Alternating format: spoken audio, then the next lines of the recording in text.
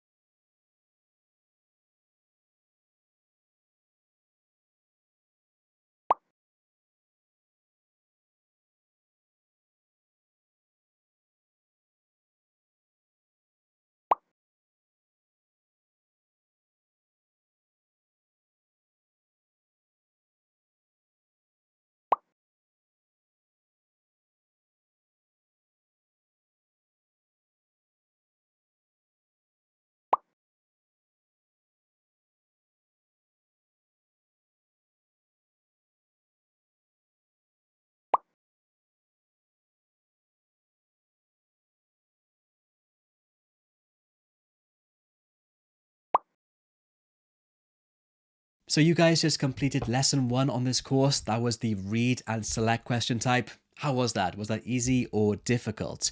Now, before we move on to lesson 2, I just want to introduce DET Ready to you because I think it could be very helpful in your Duolingo test preparation. The first way DET Ready can help you is with our practice platform that you can see right here. This practice platform has thousands and thousands of sample Duolingo English test questions and answers. So you can take the sample questions with the correct time limit and check your answers immediately. Over 500,000 students have used our practice platform to help them to boost their score, and I think it can be really helpful for you too. The next way DET Ready can help you is with DET VIP. When you sign up to VIP, there are lots of things you can do to help boost your score. Firstly, you can take these full courses that you can see right here. These courses cover strategies for all parts of the Duolingo English test, and you get PDFs to download to help you to study. Next up, you can take live lessons with me where I go over strategies live in an interactive way.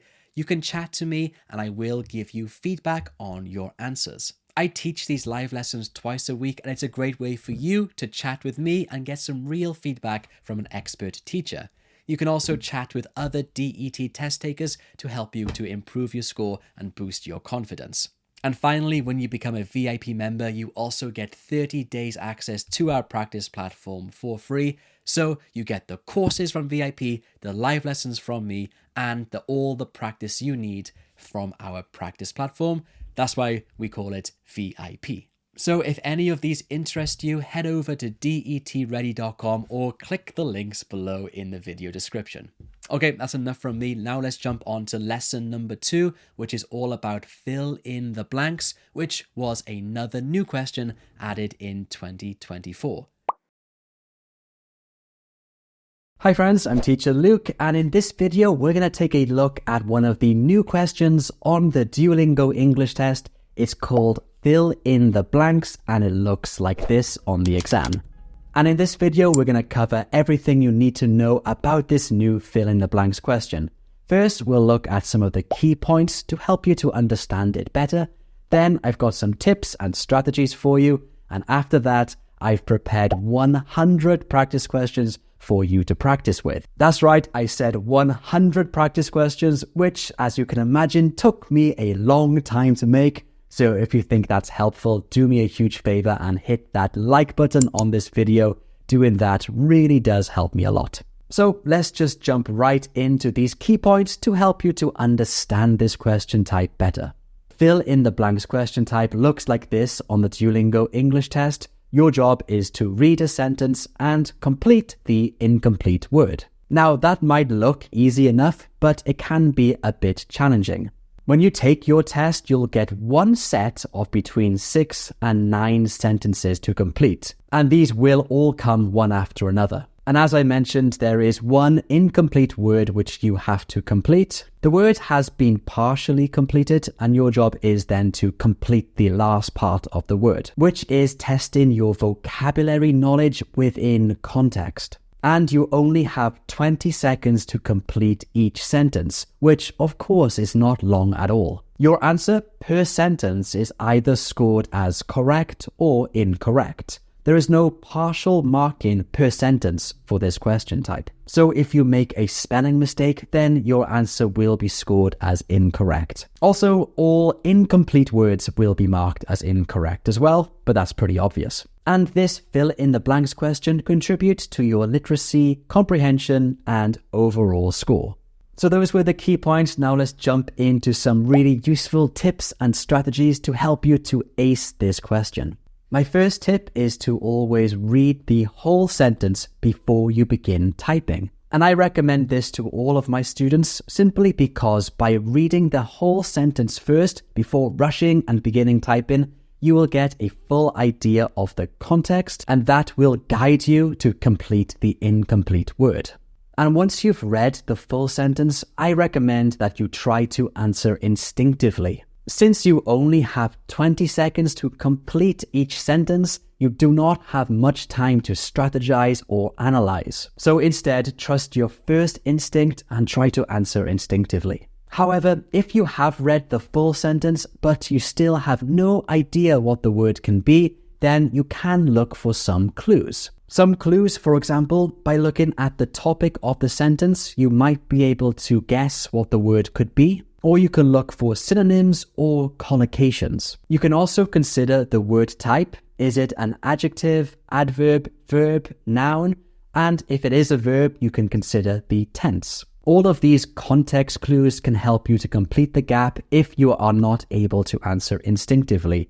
However, as you know already, you only have 20 seconds to complete each sentence, which is really not much time to strategize and analyze. My guess is that Duolingo want to test your instinctive knowledge of English for this question type. That's why they don't give you much time. Now let's take a look at some preparation strategies. Now, since this question type is designed to test your English vocabulary knowledge in context, one thing you should be doing every single day is learning new words and building your English vocabulary.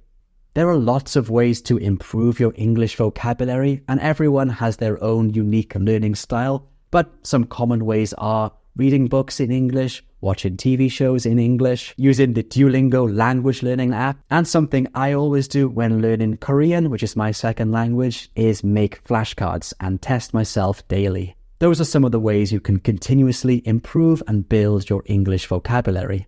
Now, the next thing you can do to prepare for this question type is to practice it every single day with the correct time limit. By practicing this every single day, you'll get used to thinking quickly and also answering within that 20-second time limit, which can be quite challenging. Now, there are two ways for you to practice. You can either go to the official Duolingo test website and take a practice test there. That's a really good resource. Or you can use my practice platform on DET Ready, where you can get hundreds of practice questions for this question type with the correct time limit. And of course, you can check your answers at the end. That's a great resource. There is a link somewhere down here for you to click on to go to that practice platform. Alternatively, you can continue watching this video because we're now about to start our 100 practice questions. I have organized these practice questions into sets of between 6 and 9 sentences, just like on the real exam. And if you look down here at the timestamps somewhere down here, you can find out where each set begins and finishes. That way you can jump around and go and come back whenever you want to. So I hope this is really useful practice for you. If you think it is, hit that like button. Like I said, that really does help me a lot. Okay then, well, let's get started with practice set number 1.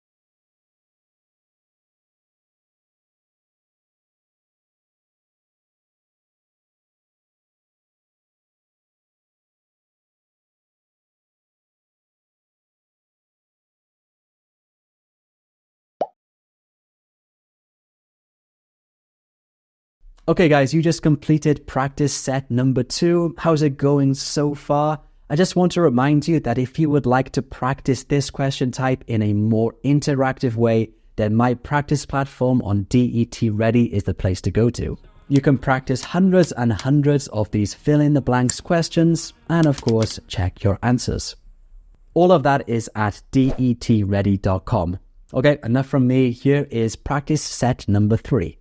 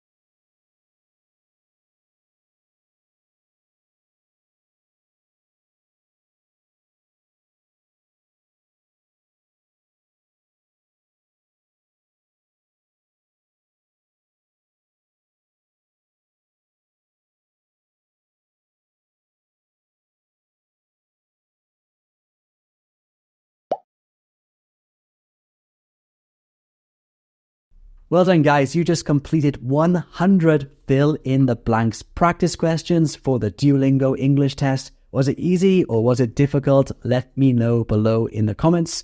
And now I recommend you watch this speaking video here next because it will help you to describe a photo really effectively, which is a pretty hard question on this Duolingo test. So I'll see you here right now. Hi friends, today we're going to take a look at the listen and type question type on the Duolingo English test. It's the dictation one and it looks like this on the exam. And when you take the Duolingo English test, you'll get this question type around 4 or 6 times. You only have 1 minute to complete it, which is not long at all, and it contributes to your conversation and comprehension subscores. I know a lot of students, they really struggle to get a good score in conversation because conversation includes both speaking and listening, and usually test takers find the speaking part to be more difficult. So if that sounds like you, then I would really recommend focusing strongly on this question type, as it probably is an easier way to boost your conversation score. And of course, watching this video is going to help you a lot. First, we're going to go over some useful tricks and tips to help you to understand and do well on this question type. And after that, I've prepared 10 practice questions for you. The practice questions will start off easy and then get more difficult. So make sure you do all of them to see if you can do the most difficult ones, numbers 9 and 10. Okay, we will jump into the tricks and tips in just one moment, but I want to say if you're new here, hi, I'm Teacher Luke from DETready.com. If you need some tools or resources to help you prepare for your Duolingo English test, then this is the website to go to. We have a practice platform that you can see here and a full production course to make sure you get the best score you can on the production score as well as your overall score. All of this can be found at DETready.com. Okay, back to this video. Let's jump into some tricks and tips to help you to ace this listen and type question type. The first thing you need to know that it is essential that you type out every word you hear. This is a dictation question type, so your job is to type out exactly what you hear. It's not about making guesses or answering or responding, it's simply typing out what you hear. Every word, even words like articles and prepositions. When you're taking the official exam, when this question type appears, the first listening will automatically play. And it's important that you know that it will play automatically so you can be mentally prepared for that. For the first listening, it's important that you try very hard to type out as much as you can, especially content words. Content words are nouns and verbs. They are the important words in the sentence. So even if you don't hear everything first time, try to type out as much as you can, especially those content words. You can listen to the audio up to 3 times. So for the second and third listening, to replay it, you just click on the button like you can see here. I recommend you do this even if you think you've got it correct, just in case you've missed a couple words. And for the second and third listening, you want to use what you've already written to guide you. Try to fill in any missing words, probably words like articles and prepositions. These words are normally unstressed in English, meaning they're spoken either very quietly or very quickly. So use the second and third listening to catch words like that or any other words you missed. You are allowed to erase words and change your answers, as I'm doing here. Your score will not be submitted until you click the next button or the time has run out. The next point is important. You should know that the sentence can either be a statement or a question. And remember that the grammar and punctuation will change depending on whether it's a statement or a question. So use all of your English knowledge here. And of course, correct punctuation is important. Always start with a capital letter and finish with a full stop or a question mark. And pay attention for commas. In the past, I have made a lesson focusing on how to use commas correctly. Check the video description to watch that video. And even though you only have 1 minute, I do strongly suggest you leave around 10 seconds to have a quick proofread and fix any grammar or spelling mistakes. It's very easy to make a mistake here, especially because the time limit is so short. So it is vital you leave some time at the end to check for any mistakes. And last up, you should practice frequently. This goes for all of the questions on the Duolingo test, but especially this one, because I believe you can improve greatly if you get used to listening and typing as quick as you can. To improve your typing speed, there's a great website I use. It's called 10fastfingers.com. On this website, you're provided with lots of typing tasks to improve your typing speed. And all of these words are, of course, in English, so you'll get used to typing quickly in English.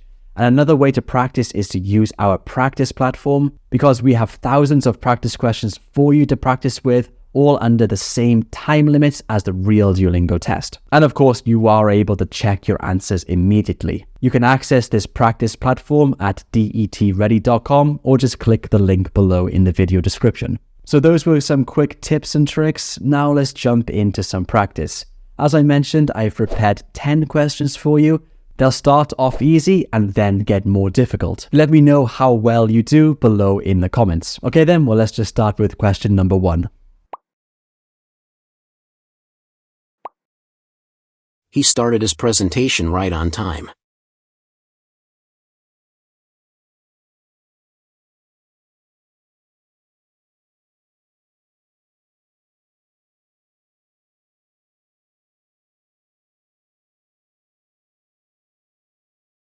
He started his presentation right on time.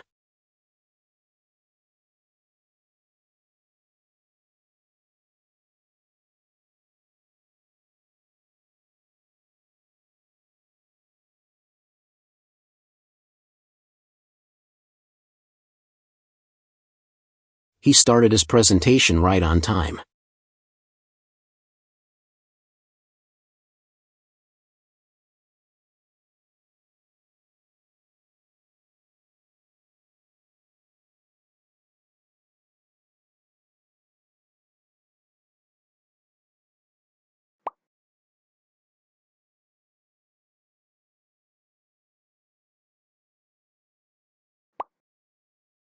Scientists are getting close to answering this question.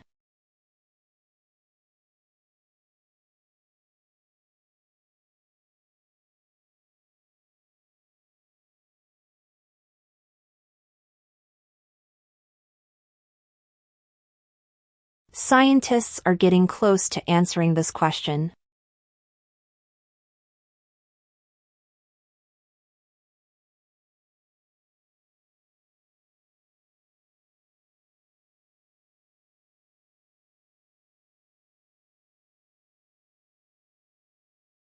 Scientists are getting close to answering this question.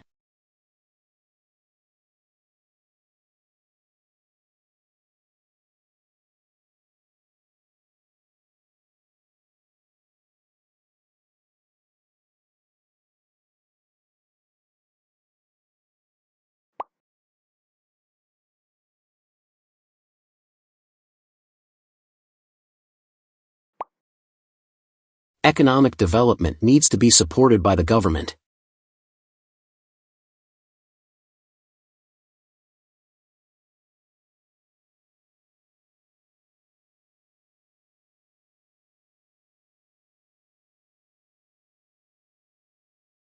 Economic development needs to be supported by the government.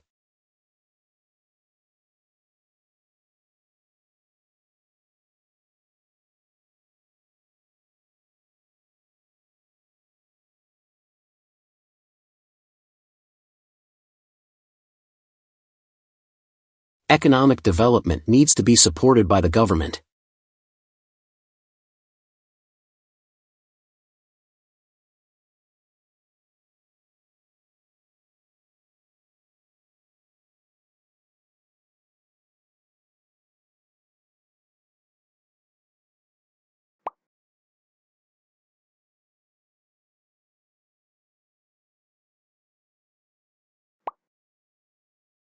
Surprisingly, the elderly tend to be happier than younger people.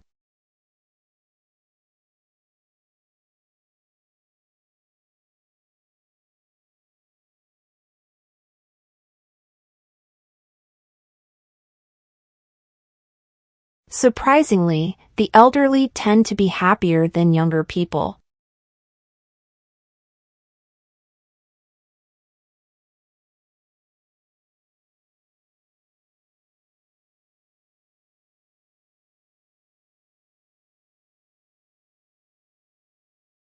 Surprisingly, the elderly tend to be happier than younger people.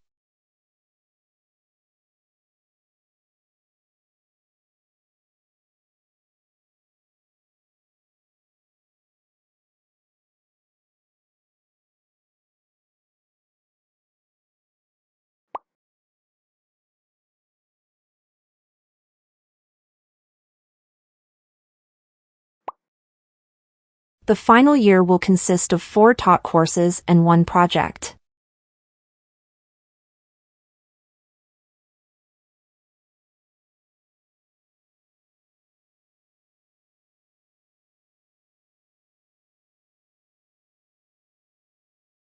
The final year will consist of 4 taught courses and 1 project.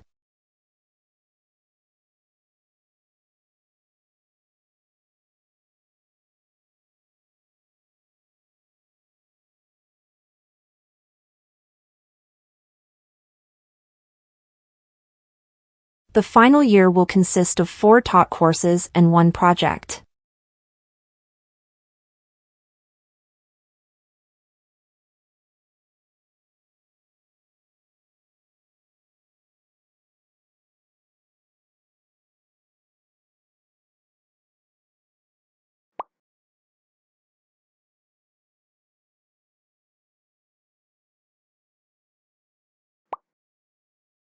Some people are motivated by competition while others prefer to collaborate.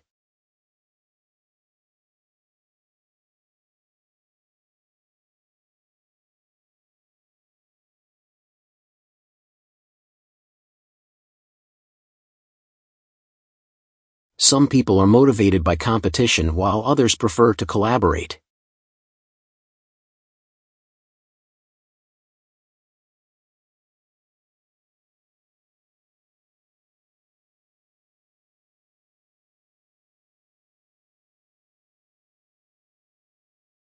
Some people are motivated by competition while others prefer to collaborate.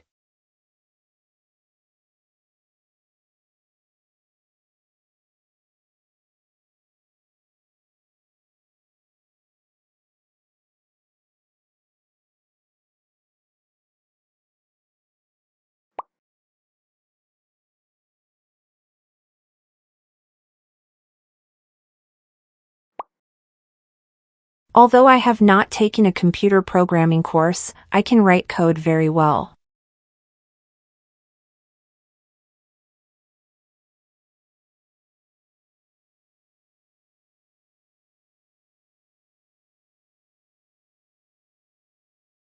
Although I have not taken a computer programming course, I can write code very well.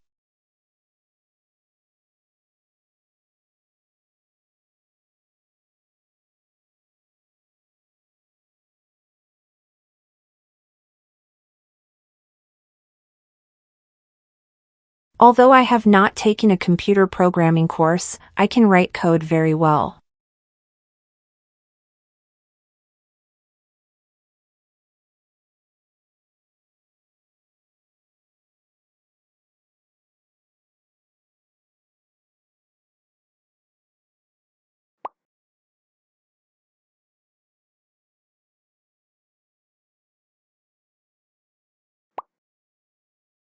The more time parents can spend with their children, the fewer problems they may face in adulthood.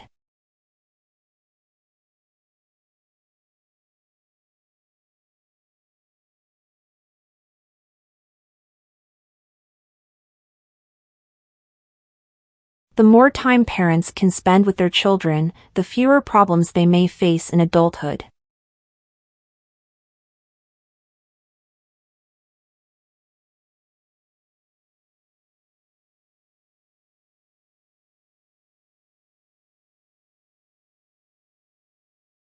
The more time parents can spend with their children, the fewer problems they may face in adulthood.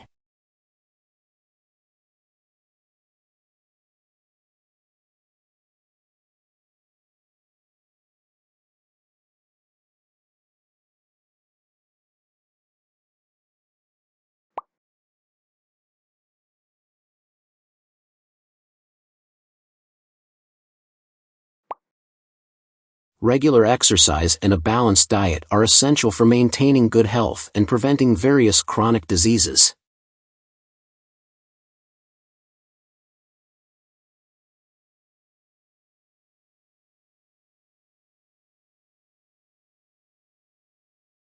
Regular exercise and a balanced diet are essential for maintaining good health and preventing various chronic diseases.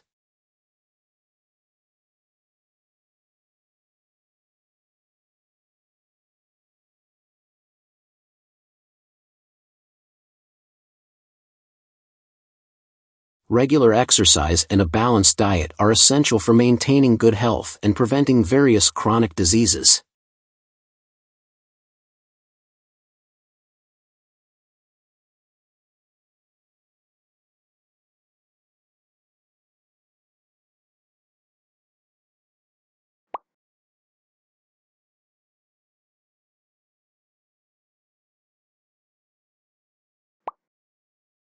Implementing new technology in education improves learning but requires significant investment and teacher training.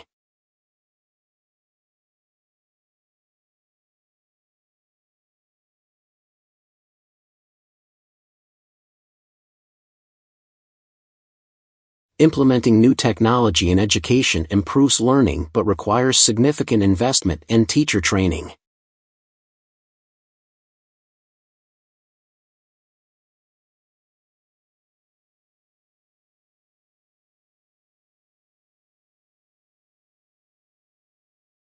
Implementing new technology in education improves learning but requires significant investment and teacher training.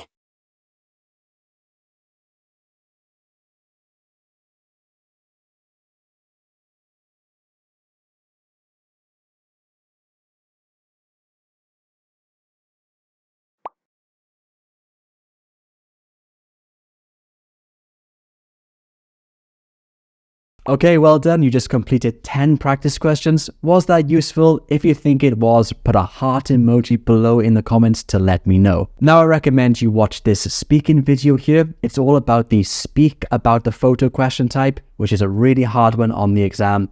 In this video, I give you lots of tips and strategies and sample answers, all of which will help you to do well on that question type. So I recommend this video and I'll see you here right now. Hi guys, I'm Luke, an expert Duolingo English Test teacher, and today we're going to look at the read aloud question type. This question type assesses your literacy and conversation skills, so if these are areas you're struggling with, this video will be really helpful for you. I'm going to go over some of the key points, give you some useful tips, and at the end show you some examples. So let's get right to it. Okay, so let's get started with the key points of the read aloud task. This is what this question type looks like when you take the test. And as you can see from this example, the sentence isn't very long. And when you take this test, you will have it around 7 times in the whole test. I've taken the Duolingo test 2 times, and the first time I had it 6 times, and the second time I had it 7 times. So just know you will probably have to do this around 7 times. And you only have 20 seconds to complete this task. That's actually quite short. So this is a sample video from the practice test on the Duolingo English Test website, and this shows you how the test is formatted. As soon as the question appears, the clock will start ticking. Like I mentioned, you have 20 seconds. I recommend that you spend the first 5 to 7 seconds reading this silently in your head as preparation. And then when you're ready, click record now. Then you read the sentence out loud, and when you have finished, you click next. This all happens really quickly. 20 seconds is very short. So as soon as you see this task, you have to be mentally ready. Before I go on, if you think this video is useful, please give it a thumbs up and subscribe to my channel. It really does help me a lot. Okay, back to it. And like I mentioned before, this tests your reading and speaking skills. So in the sub-scores on the Duolingo English test, that would be your literacy and conversation sub-scores. And you're scored on 3 things: content, fluency, and pronunciation. And that's what we're going to do in this video. I'm going to show you the different ways to improve your score in these three aspects: content, fluency, and pronunciation. By the end of this video, you'll know exactly how to answer this question type. So let's get started with content. So for content, it's quite simple. You simply just have to read exactly what's written down. However, some students make mistakes. So these are my tips. I call them the 3 don'ts. First, don't add words. Sometimes, for some reason, students, when they're reading this, they actually add an extra word. If you do that, you will lose points for content. For example, some student might say, "If you need help to get in another job, I'll help you with that." So avoid adding extra words. The second don't is don't omit words. Omit simply means skip. Sometimes students skip words when they're reading. On test day, a lot of students are very nervous and they try to read too quickly. If you try to read too quickly, you're more likely to omit or skip a word. So be careful with that. And the third don't is replace. Don't replace words. Replace here means change. You can change the word completely, or you could change the form of the word. For example, if you need help getting another job, I'll helping you with that. Of course, that is wrong. You can't do that. You have to be careful to read exactly what is written down. So that's it for content. It's quite straightforward. You have to read exactly what is written down. However, on test day, when the clock is ticking and you're feeling nervous, a lot of students make these mistakes. They add, they omit, or they change a word. So you have to be careful not to do that because you will lose points. To overcome this, I recommend that you practice this task a lot. You can find your own sentences, give yourself a time limit, and read it out loud. This will get you used to the time pressure on this question type. Okay, that's content done. Now let's take a look at fluency. Fluency is the most complicated part of this task, so pay attention here. When thinking about fluency, you have to consider these 4 aspects: speed, sentence stress and rhythm, connected speech, and pausing. These 4 aspects all contribute to your fluency and are all equally important.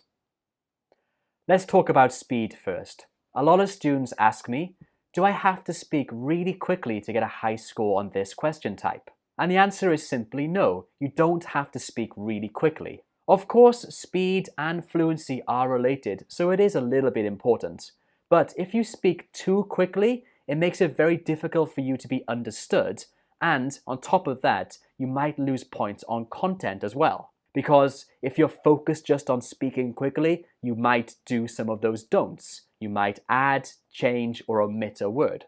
So my recommendation is to just speak at your natural pace. Not too slow, but also not too quickly. Like I said, you don't get extra points just for speaking quickly. Okay, well now let's take a look at sentence stress and rhythm. Sentence stress and rhythm are closely related. And there are 3 basic rules we need to follow. First, remember that content words are stressed. Content words in a sentence can be the main verb, the noun, adjective, adverbs, or the negative auxiliaries like don't, aren't, or can't. These are the words that are usually stressed in a sentence. On the other hand, function words are not stressed.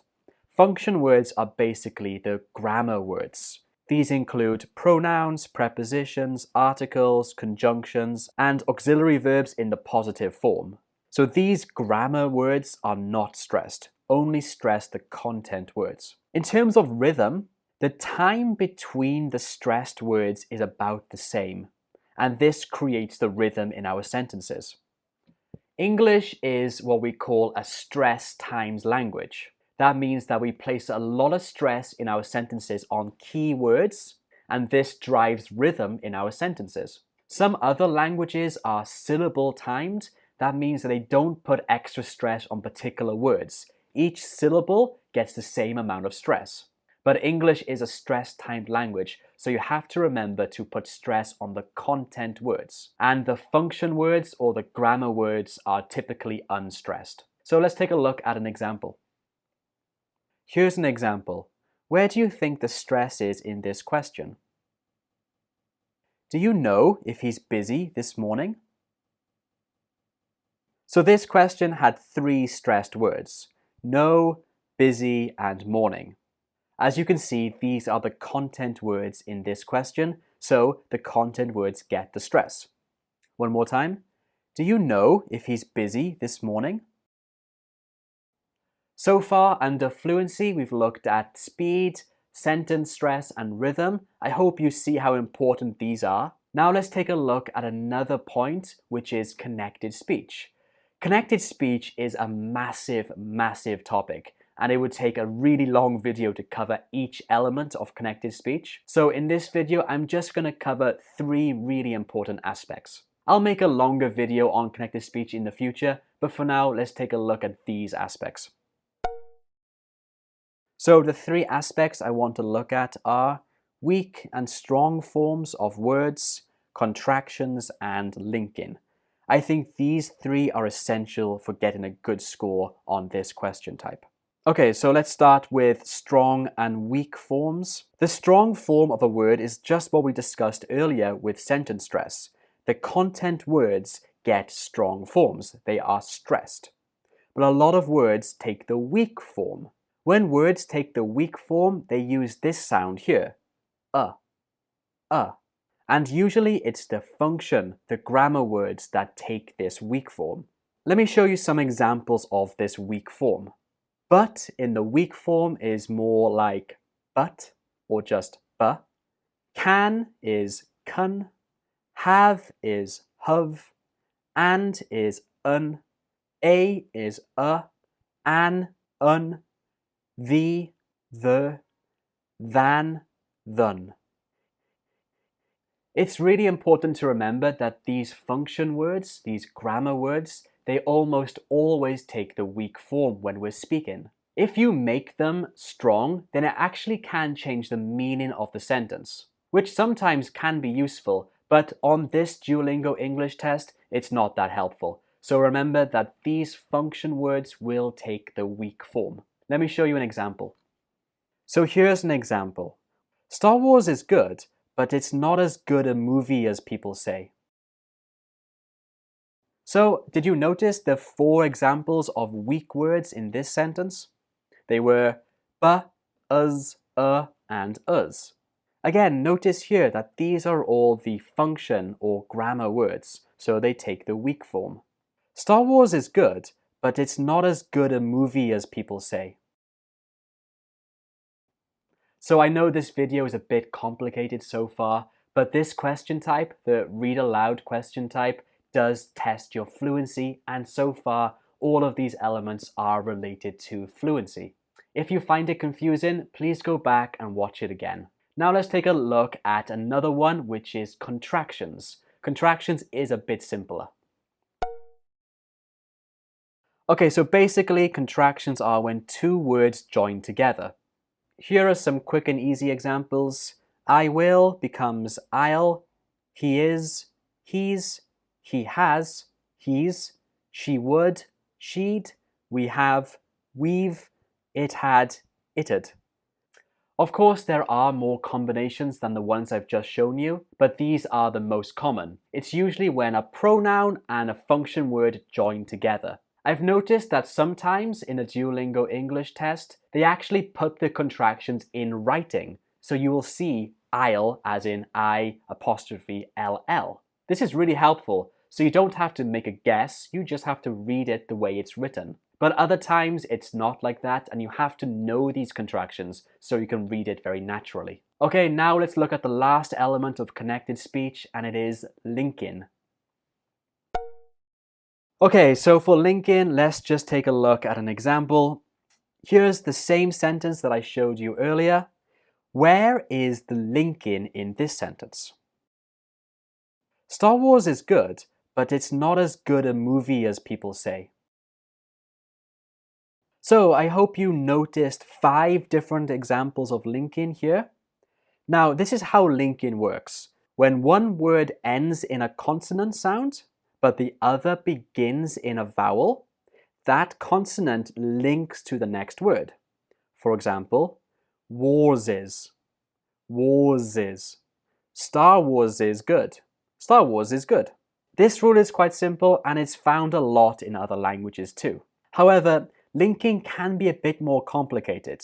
Take a look at the last one, movie yaz. So movie, of course, ends in a vowel, e, and as begins in another vowel, which is the shua, When one word ends in a vowel and the other begins in a vowel, then we have to add a consonant in between. The consonant can either be ya, wa, or in British English also r. So in this example, movie yaz. Ya is the sound that links these two words. To quickly review, for linking there are two types, consonant to vowel and vowel to vowel. For consonant to vowel, the last consonant links to the next vowel. For vowel to vowel, we have to include another sound. That sound can be ya, wa, or in British English, r. So that's connected speech done for this task. There is a lot more to connected speech, and like I said, I will make a video on that in the future. But for now, definitely try to learn these three things. So now let's take a look at the last element of fluency, and that is pausing. In my experience, a lot of students overthink pausing, especially for this task on the Duolingo English Test, because it is a reading task. When you're reading a sentence out loud, you need to pay attention to the punctuation marks. This will show you when to pause. Most typically, the punctuation mark you're looking for is the comma. When you see a comma, it is an indication for you to pause. Listen to me say this sentence. If you need help getting another job, I'll help you with that. This comma was an indicator for me to pause here. When you pause, don't pause too long, just pause slightly. Listen to me say this one more time. If you need help getting another job, I'll help you with that. So did you notice that it was just a slight pause? However, it was a pause and you need to be sure to do that. So the rule for pausing is really simple. When you're reading, just make sure to pause for a short while whenever you see a comma or a period. Mostly in this question type, you will only be given one sentence to read. And if that sentence is long, it's very likely to include a comma or two. So use those commas as indications of when to pause. Okay, and that's fluency done. We looked at speed, sentence stress, connected speech, and pausing. All of these elements are essential to fluency. So when you practice, make sure to pay attention to all of these. Now let's take a look at pronunciation. In this section, I'm going to focus on the pronunciation of single words rather than whole sentences. Whole sentences is more in the fluency category. So let's take a look here. So for pronunciation, there are four main elements we need to think about. Vowel sounds is a very important one, in particular long and short vowels. For example, the long and short E, sit and seat, fit, feet, and so on. All consonant sounds are very important. In addition to consonant sounds, you should think about consonant clusters. This is when some consonants join together. For example, stra, strike, dra, drink, spla, splash. This can be really tricky to pronounce for a lot of students, so definitely practice the consonant clusters. And the last one is word stress. Make sure that when you learn new words in English, you learn where the stress is in the particular word. There are so many rules for word stress, too much for this video, but in the future I will make a video on word stress for you. Okay, so those were the three elements you're going to be scored on: content, fluency, and pronunciation. Now let's take a look at some examples. I'm going to show you a couple examples, give you 20 seconds to read it out loud, then I will read it. I want you to listen and repeat after me, and then we'll study the examples together. Sound good? Well, let's get started.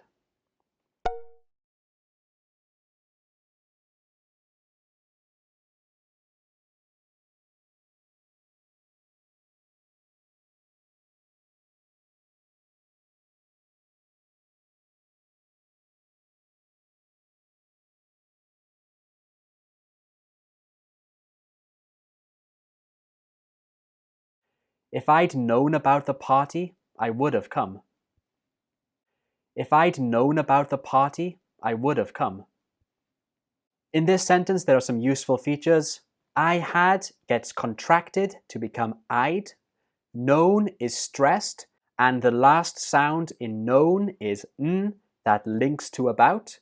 Known about, known about. The takes the weak form to become the. Party is stressed. The comma indicates a place you should take a break. I would have can be connected to become I'd have, or you can say it I would have. Both are acceptable. And the last word come is the main verb, so it does get the stress. One more time. If I'd known about the party, I would have come.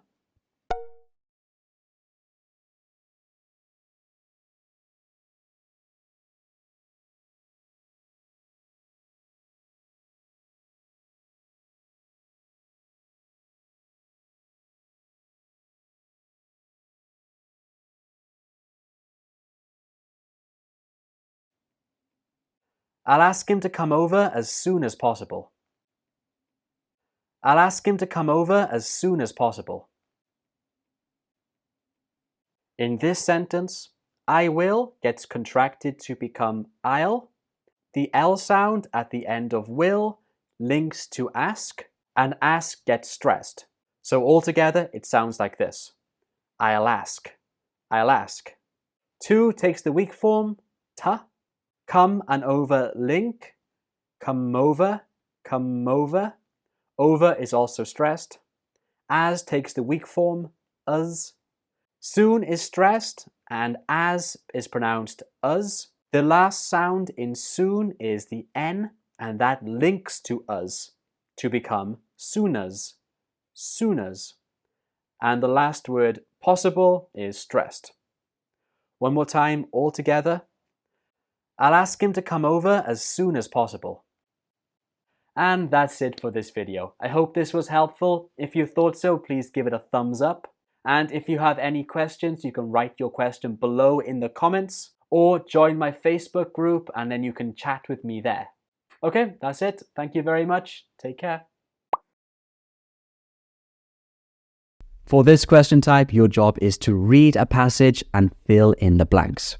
The passages are quite short, normally around 100 words or a bit less. Most of the passages I've seen have been non-fiction, so factual reporting, but there might be some fiction-based or story-based text in there as well. Let's talk about some quick tips and strategies. It's very important that you read the title and the first and last sentences before you begin typing. The reason being is that the title and the first and last sentences will be complete. There will be no gaps in these sentences. So by reading those first, you'll get an understanding of the context and the topic of the passage. This will help you to activate your vocabulary related to the topic to complete the blanks. My suggestion is that you complete all of the words you know first. So read it through and type out the words you are sure and you are confident you know. At the start, I don't recommend you waste time thinking about the words you are not sure of. Just complete the ones you are confident you know. And once you've completed it once, you read the passage again and try to fill in the words you missed. And you use context clues to help you to complete the gaps of the words you don't know. Context clues could be topic information or grammatical knowledge.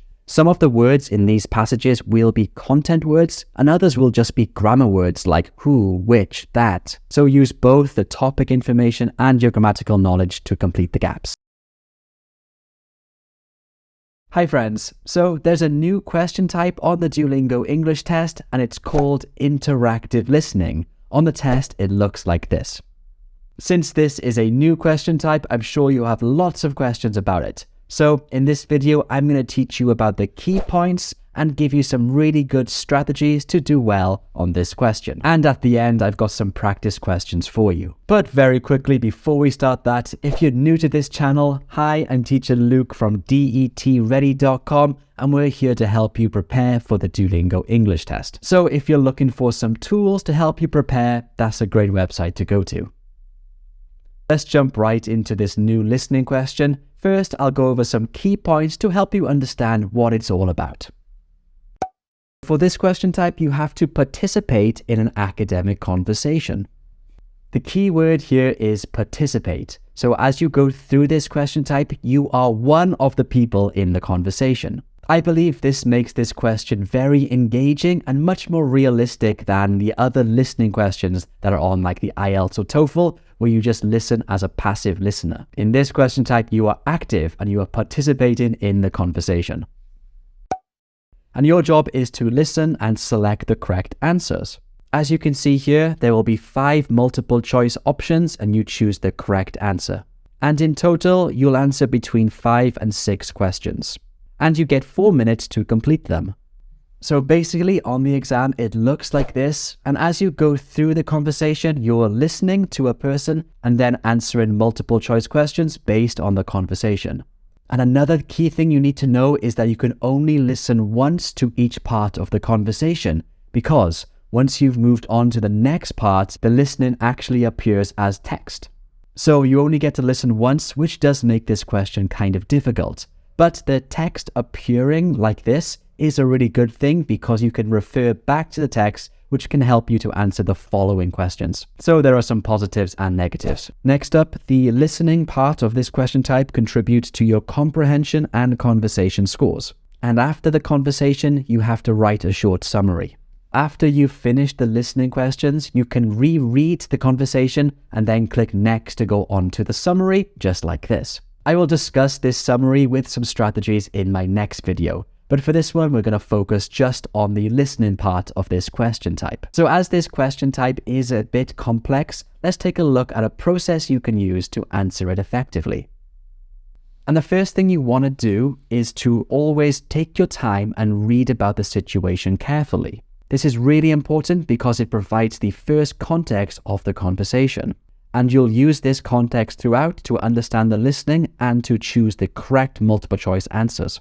The very first thing you have to do is pick an option to begin the conversation. I think that most conversations will start like this, where you actually start the conversation by choosing the correct answer rather than listening first, just like in this example here. So you pick the best option to start the conversation, and then you listen to the other person. The other person could be a friend or a professor. Then you go through the whole conversation, listening and selecting the most appropriate responses. You'll have to do this between 5 and 6 times. And as you're going through, the listening file turns into text and you can see the correct answers. And this is very important because after you've completed the conversation, you don't want to click next right away. You want to go through and read the conversation again thoroughly. This is so important. Make sure you don't click next right away. Instead, you do read the whole conversation, because once you've clicked next, you go on to the summary and you can't go back. It's vital that you read the whole conversation. That's a basic process of this question type from start to finish. You do have 4 minutes to complete it, so take your time and use the whole 4 minutes. Even if you finish the listening questions early, go through and take your time and read the conversation. Okay, so that's the process. Now let's take a look at some strategies you can use to make sure you answer all of the questions correctly. I already mentioned this, but I will say it again. Make sure you read the situation carefully and understand the context. By understanding the context clearly, you'll be able to eliminate the wrong options as you go through the conversation. It'll make your life a lot easier. A good way to understand context is to identify keywords in the scenario. For example, let's look at this one here. You're a student in a journalism class. After today's lecture on reporting, you approach your professor to ask them more about what it means to cultivate sources. What would be some of the keywords here to help you understand this context? For me, the keywords are reporting and cultivating sources. You can use those keywords, reporting and cultivating sources, to help you to identify the correct answers throughout the conversation. They will likely come up, or synonyms of these words will likely appear throughout the conversation. The next strategy is to pay attention to the relationship between the speakers. Is it between a student and a student, or a student and a professor? This is very important because the way you speak to your friend or your professor is very different. With a friend, it's going to be very casual, and with a professor, it will likely be quite formal. So for example, again, in this one here, you are talking to your professor. So if you are provided with very informal options in the multiple choice questions, you can eliminate them because you will not speak informally to your professor. My next tip is to identify distractors and eliminate them from your options. Distractors are incorrect options in the multiple choice that are designed to distract you. Distractors could include unrelated topics, exaggerated statements, or answers that seem plausible but don't fit the context of the conversation. As you go through the conversation, try to eliminate all the distractors first so you can just focus on the most relevant options. That will save you some time and make your life a lot easier. Tip 4 is to look out for synonyms. When it comes to listening questions on any test, the Duolingo, IELTS or TOEFL, synonyms always play a very important role. It's not often that you'll hear the exact words repeated throughout the conversation. Instead, you'll listen to synonyms and they'll help you to choose the correct answer. A really good example of this is actually in the very first question of the example conversation we've been looking at here. So the scenario says, you're a student in a journalism class. And the very first option here, we have, "Hi Professor, I had a question about something you mentioned in today's lecture." Of course, class and lecture are synonymous. So Duolingo here did not use a repeated word. Instead, they used a synonym to test your understanding. This is very common in all types of listening tests, IELTS, TOEFL, and the DET. That was quite an easy example, but there is actually a more difficult example in this conversation. Let me show you. In the next example, we had the synonyms developing relationships and networking. That's a much more difficult example to notice, but it does show you how synonyms will be used throughout the listening questions. So you have to pay attention and watch out for synonyms. My next tip is to read the previous responses in the conversation. As I mentioned, the text does appear as the conversation is going through. So if you are stuck, I highly recommend that you read the previous responses because there might be some clues in the previous responses. So if you're not sure, make sure you go back into the conversation and read all the text, looking for some clues. And my last tip is quite an obvious one, but it is to make sure you answer all the questions and guess if you need to. Even if you're not sure, please take a guess because you could get lucky and choose the right answer. Even if you're wrong, the answers do appear so you can read them and get ready for your summary. Okay, so those were some strategies for you. Now let's do a practice question. I've prepared one practice question for you with the correct time limit, so give it a go and let me know if you found it easy or difficult below in the comments. I will also ask you to write a summary here, but I haven't taught you about that because I will teach you in my next video. And if you want to practice in a more interactive way, head over to detready.com because we've got over 300 questions ready for you to practice. You can go through them just like on the real exam, and you can check your answers immediately. We have 300 interactive listening questions and we're adding more each week, so that's at detready.com. But anyway, let's do a practice question now. Let me know if you found it easy or difficult below in the comments.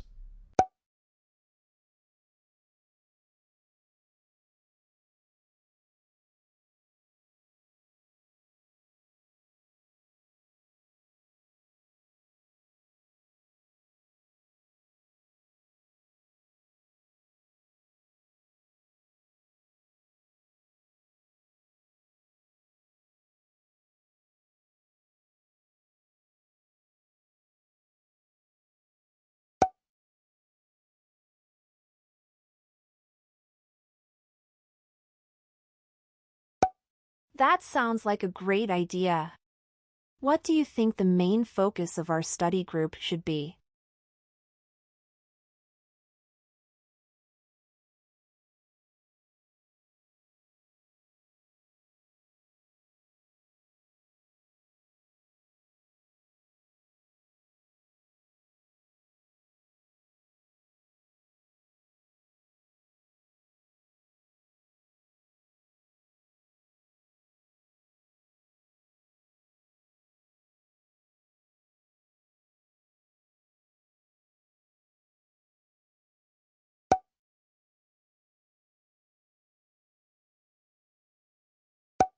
Those are excellent aspects to focus on.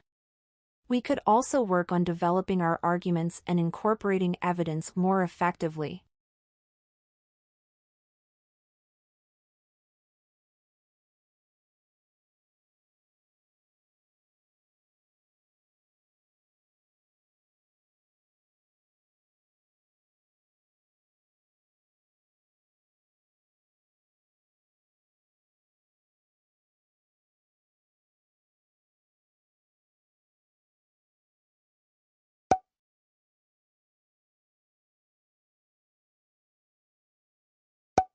We could start each meeting by discussing specific writing challenges we're facing, then work together on exercises and share feedback on each other's writing.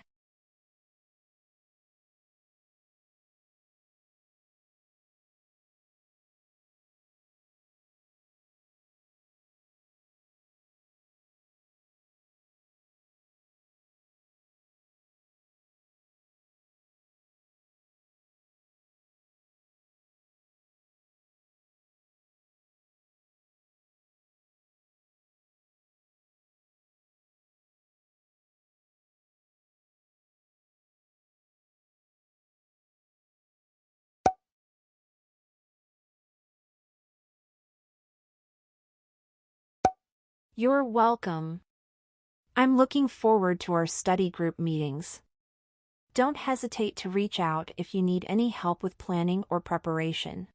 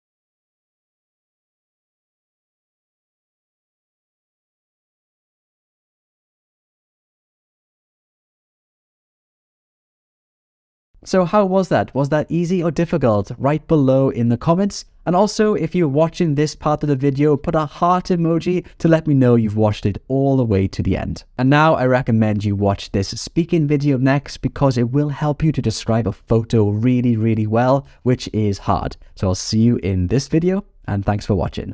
Bye.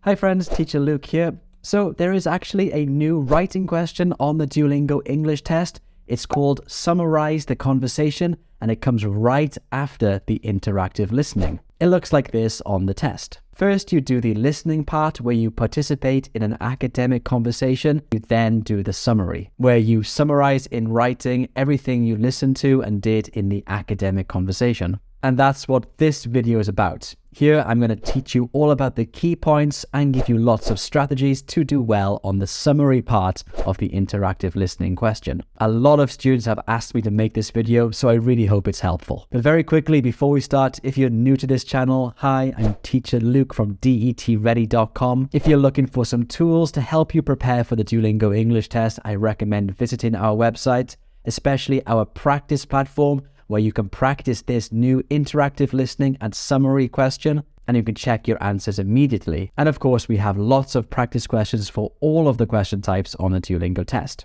But anyway, back to this video. Let's start off by talking about the key points of this summary question. So as I mentioned, it does appear immediately after the interactive listening. And your job is to write a short summary of the conversation in just 75 seconds. So I'm sure you're thinking, 75 seconds, how can I write a summary in that short amount of time? Well, don't worry, I have some strategies I'll show you later on. After the listening is done, you are able to read the conversation before you begin writing. Now that's really important. So after you've done the interactive listening, like you can see on the screen now, you are able, if you have time left, to go back to the start of the conversation and read it through. And I highly recommend you do that because that will give you lots and lots of ideas for your summary. And of course, it will remind you of what was said during the conversation. But remember, you can't take notes. One of the main rules on the Duolingo English test is that you are not allowed to use a pen and paper, so you can't take any notes. That does make it harder, but Duolingo are very concerned about test security and making sure no one can cheat, so you're not allowed to use any pen or paper during the test. This summary contributes to your literacy and production subscores, and the summary is scored based on the production subscore criteria. A lot of test takers I speak to find it really hard to get a high score in production, so this is another question type you can use to boost your production score. And it will be scored in the same way as the other writing questions using the production score criteria you can see here. The first 2 points are concerned with grammar. The following 2 are all to do with your vocabulary. The next point is all to do how well you answered the question. This is called task relevance. And the last one is concerned with how much you're able to write in a short amount of time, also known as fluency. So that's the scoring criteria. It's the same for all the other writing questions on this exam as well. Now let's think about some different strategies you can use to answer the summary as well as you can. The first one is really important, and that is before you finish the listening part of this question type, you should read the whole conversation and the situation carefully. So once again, once you've finished the listening part, it looks like this, and you can read the conversation through fully. But I want to stress that you don't just want to read the conversation, you want to really focus on the situation, because you can easily write your first and even maybe your second sentence just based on the situation provided. Actually, that's exactly what Duolingo do in their sample answer. Let me show you what I mean. So the situation says, you are a student in a journalism class. After today's lecture on reporting, you approach your professor to ask them more about what it means to cultivate sources. Then if you skip through this all the way to the end where Duolingo provide a sample summary, you can see here that the first 2 sentences are basically paraphrasing the situation. I asked my professor a question after class today. I asked them to explain the concept of cultivating sources as a reporter. So the first 2 sentences in this example was basically a paraphrase of the situation. To paraphrase, you typically just keep the ideas exactly the same, but you change the sentence structure and maybe the verb choice or nouns in the sentences. And that's why I'm saying it's very important that you read the situation carefully, because this will likely be the first and maybe even the second sentence in your summary. So that's my first tip. My second tip is also very important, which is to study opening phrases before you begin your summary. As you know already, you only have 75 seconds to complete this task. That's obviously not long at all. So by studying opening phrases, you'll know how to begin, and that will save you valuable seconds. So what are some opening phrases? Well, let me show you here. So here are 8 opening phrases you can use. Of course, you need to be careful and select the right one depending on the conversation you listen to, but a lot of these can be used for any situation. Again, let's take a look at the sample answer from Duolingo. The opening phrase Duolingo used was, "I asked my professor a question after class today." So I strongly suggest that you study these opening phrases and that you practice typing them quickly. Like I said, that will save you valuable seconds on the test. On top of that, you'll know exactly how to begin, and a lot of students struggle with actually getting started on these writing questions. So don't let that be you and learn these opening statements.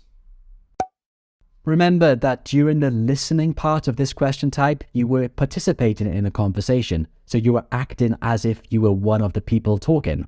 So when you do the summary, use the word I, and I recommend you use the active voice because that's a lot easier and a lot more natural when you're talking about yourself.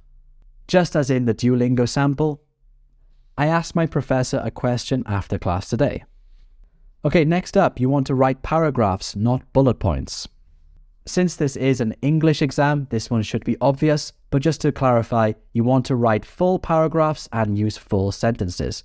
Don't use bullet points. Try to make your answer as complete as possible.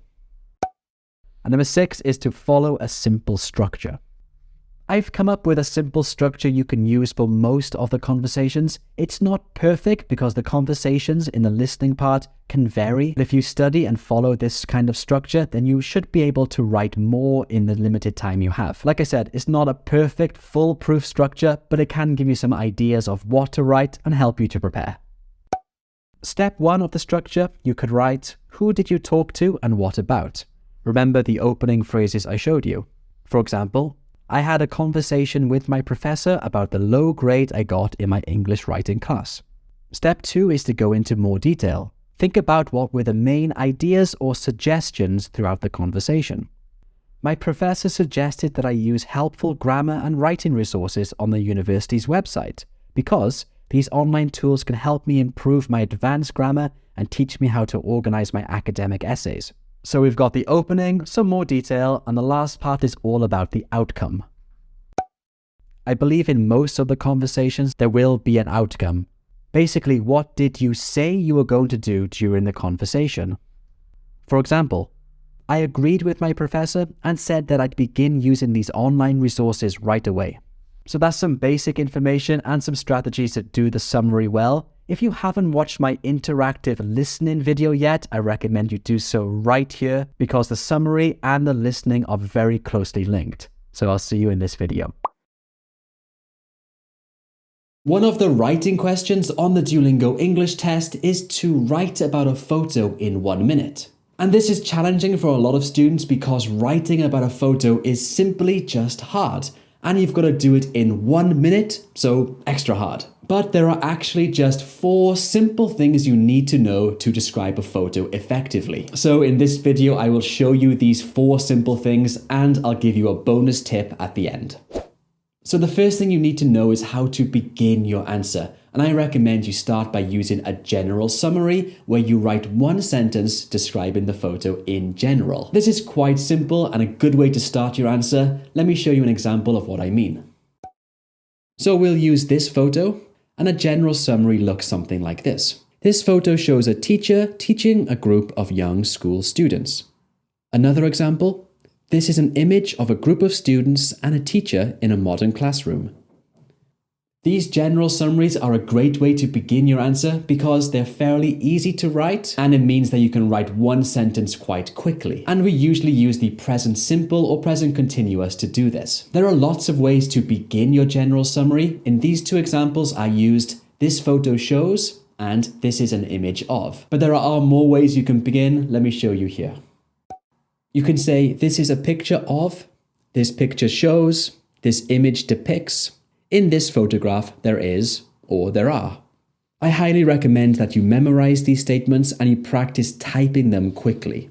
Remember, you only have 1 minute to do this question type, so if you practice typing these statements out quickly, then when you take your real Duolingo test, you can do it and save some valuable seconds. Now let's move on to look at how you can write some more details in your answer. To get a good score, you will need to put some details in your description. And there are a few ways to do this, so let's take a look at these now. One way to add detail to your answers is to describe the actions of the people or the subjects in the photo. Most photos will have a subject, either a person, an animal, a vehicle, something like that. Let's take an example with this photo. Here, the main subject is the teacher, so I will describe what he's doing. He is standing in front of an interactive screen and gesturing politely. I might also want to talk about the students. I could say, the students are listening carefully to what the teacher is saying. Even though this photo was taken in the past, when we describe it, we typically use the present tenses. And when describing the actions of the people or subjects, we will use the present continuous. Like in this example, I said he is standing in front of an interactive screen and gesturing politely. In this sentence, I use the present continuous tense. So describing the actions of the people or subjects in the photo is one way to go into detail, but it's not the only way. The next way is to describe the location of things. This is a great way to add detail to your answer. And to do this, you're going to want to use prepositional phrases. Prepositional phrases are good to include in your answer because they are quite an advanced grammar type. Let's take a look at an example. The teacher is in front of the students who are sat in rows, and there is a large interactive screen behind him. In this example, the two prepositional phrases are in front of and behind. Another example, there is an interactive screen to the left of the teacher and a whiteboard directly behind him. So you can see how describing the location using prepositional phrases can add lots of details to your description. There are lots of prepositional phrases you can use. Here are a bunch of examples. I recommend you take a screenshot of this and study these and practice using them in your descriptions. But that's not all. You can also do one more thing which is quite advanced to describe your photo. And this is to make a speculation or to make a guess.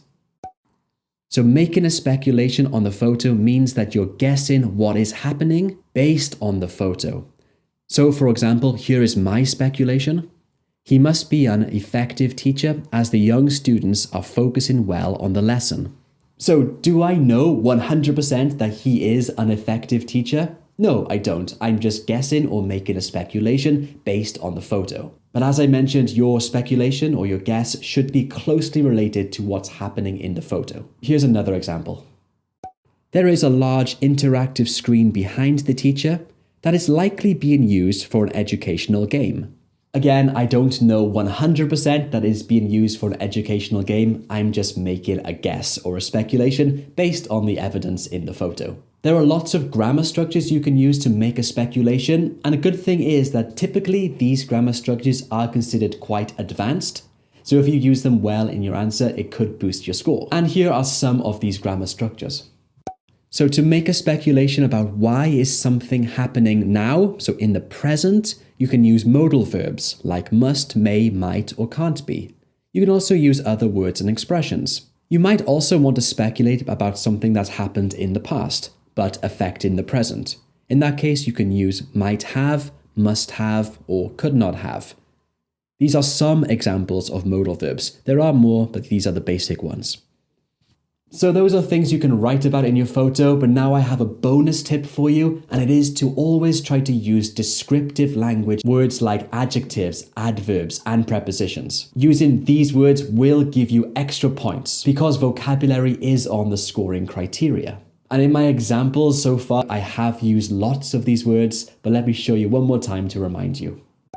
So this is a full answer, and the descriptive language or descriptive words are in orange. So we have young, in front of, politely, effective, well. These are all adjectives, adverbs, and prepositions, which you can use to describe your photo in more detail. Another example, here the descriptive language is modern, in front of, large, behind, educational. Again, useful descriptive words to describe a photo and boost your score for this question type. So that's how you describe a photo, but now you need to practice. So I recommend you watch this video here to see lots of photos with sample answers. This will be a great way to practice, so I'll see you in this video.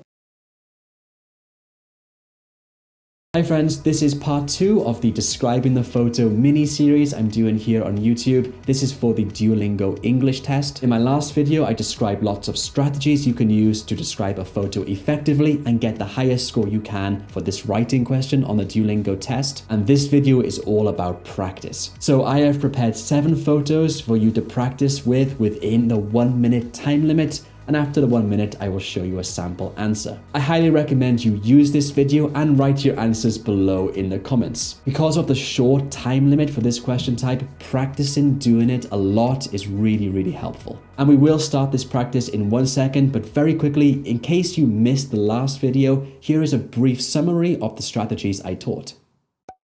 So this is how you describe a photo. You should begin with a general summary, basically describing what the photo is about. Then you can describe the actions of the people or subject by using the present continuous tense. You can also describe the location of the items in the photo. For this, you should use prepositional phrases. And lastly, you can also make a speculation. Use modal verbs or other phrases to do this. And to boost your score, you should use lots of descriptive language, adjectives, adverbs, for example. Now, of course, you don't have to do all of this in your answer. Remember, you only have 1 minute, but these are some guidelines for you to follow. Okay then, well, let's start with the practice and I'll see you at the end of the video.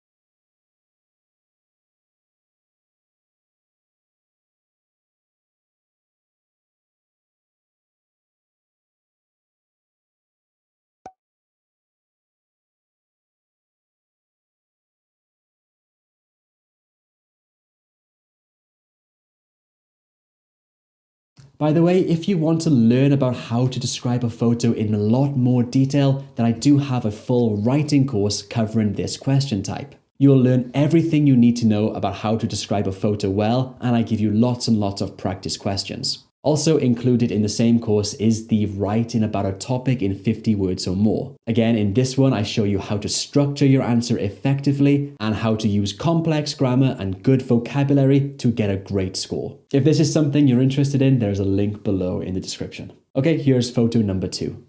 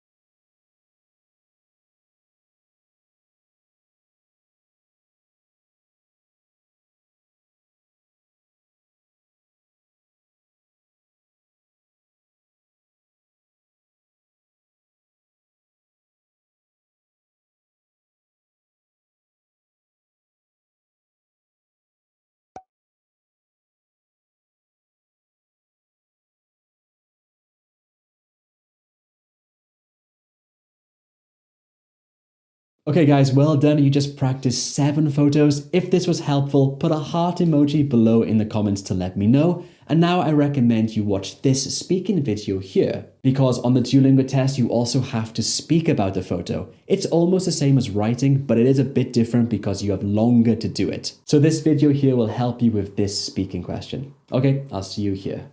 Bye. Hi and welcome to video 2 of this 4-part series where I'm sharing key tips and strategies to help you to ace the most challenging questions on the Duolingo English test. I'm teacher Luke, an expert DET teacher, and in this lesson we're going to focus on interactive writing, which looks like this on the exam. I'm going to share with you 3 super tips to help you to ace this tricky question. So let's just get right to it. Before we dive into these tips, let's just quickly review what the interactive writing question type involves. This is actually quite a unique question, so how does it work? Interactive writing has 2 parts.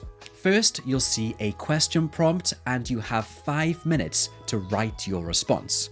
Then, after those 5 minutes, you'll get a follow-up question, and you'll have 3 minutes to respond to that.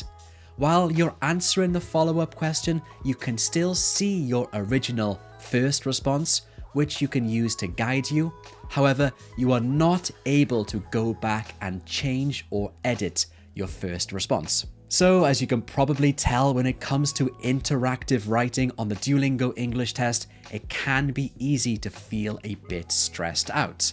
But no need to worry, because today's video will help you feel a lot more confident, and I'll show you how to turn your okay answers into great ones with my 3 super tips for improving your writing. Now, although we'll focus mainly on the interactive writing questions today, you can still use these tips for the writing sample question, this one here. And you can also use these in your general English writing, so these tips will be really helpful for you. So let's just jump right into tip number 1. Remember your structure. Structure is how you organize your answer. What should you write first, second, and so on. And of course, this is critical for scoring well, as you can see here in the scoring criteria. Specifically, this point right here, discourse coherence.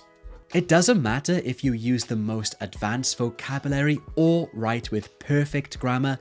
Without a clear structure, your score will suffer because your ideas won't seem logical or coherent. Think of it like building a house. You wouldn't start with the roof, right? You need to have the foundation, the walls, and then the roof, or the whole thing will collapse. And the same goes for your writing. So let's break down a simple 3-part structure you can use for any interactive writing question. Topic sentence. Start by clearly stating your opinion or stance. For example, if the question asks whether you agree or disagree with something, you could say, "I completely agree with the statement that," or "I strongly disagree with the idea that." This makes your position clear from the start and is a good way to begin your answer. There are lots of phrases you can use to begin your answer, and here are 10 more phrases you could use. You can get this PDF by clicking the link below. Let's see how you can use them in a full sentence. This is a real Duolingo English test question, and we'll use this question throughout this video. People are never satisfied with what they have. They always want something more or different. Do you agree or disagree? Why? Give specific reasons for your answer. And a sample topic sentence could go like this. I am in complete agreement with the idea that people are never satisfied with what they have, as I believe it is human nature to always seek more. Now, after you've written your topic sentence, you should move on to the main part of your answer. This can be called the body or the main ideas. Since you only have 5 and 3 minutes to write your answers, you are not expected to write down lots and lots of ideas. Instead, I suggest thinking of 1 or 2 main ideas that are related to the question and support your topic sentence. Then you should develop your ideas with explanations, examples, or even writing about your personal experiences. For instance, you could say, "A strong example of this can be seen in," or "I believe this because."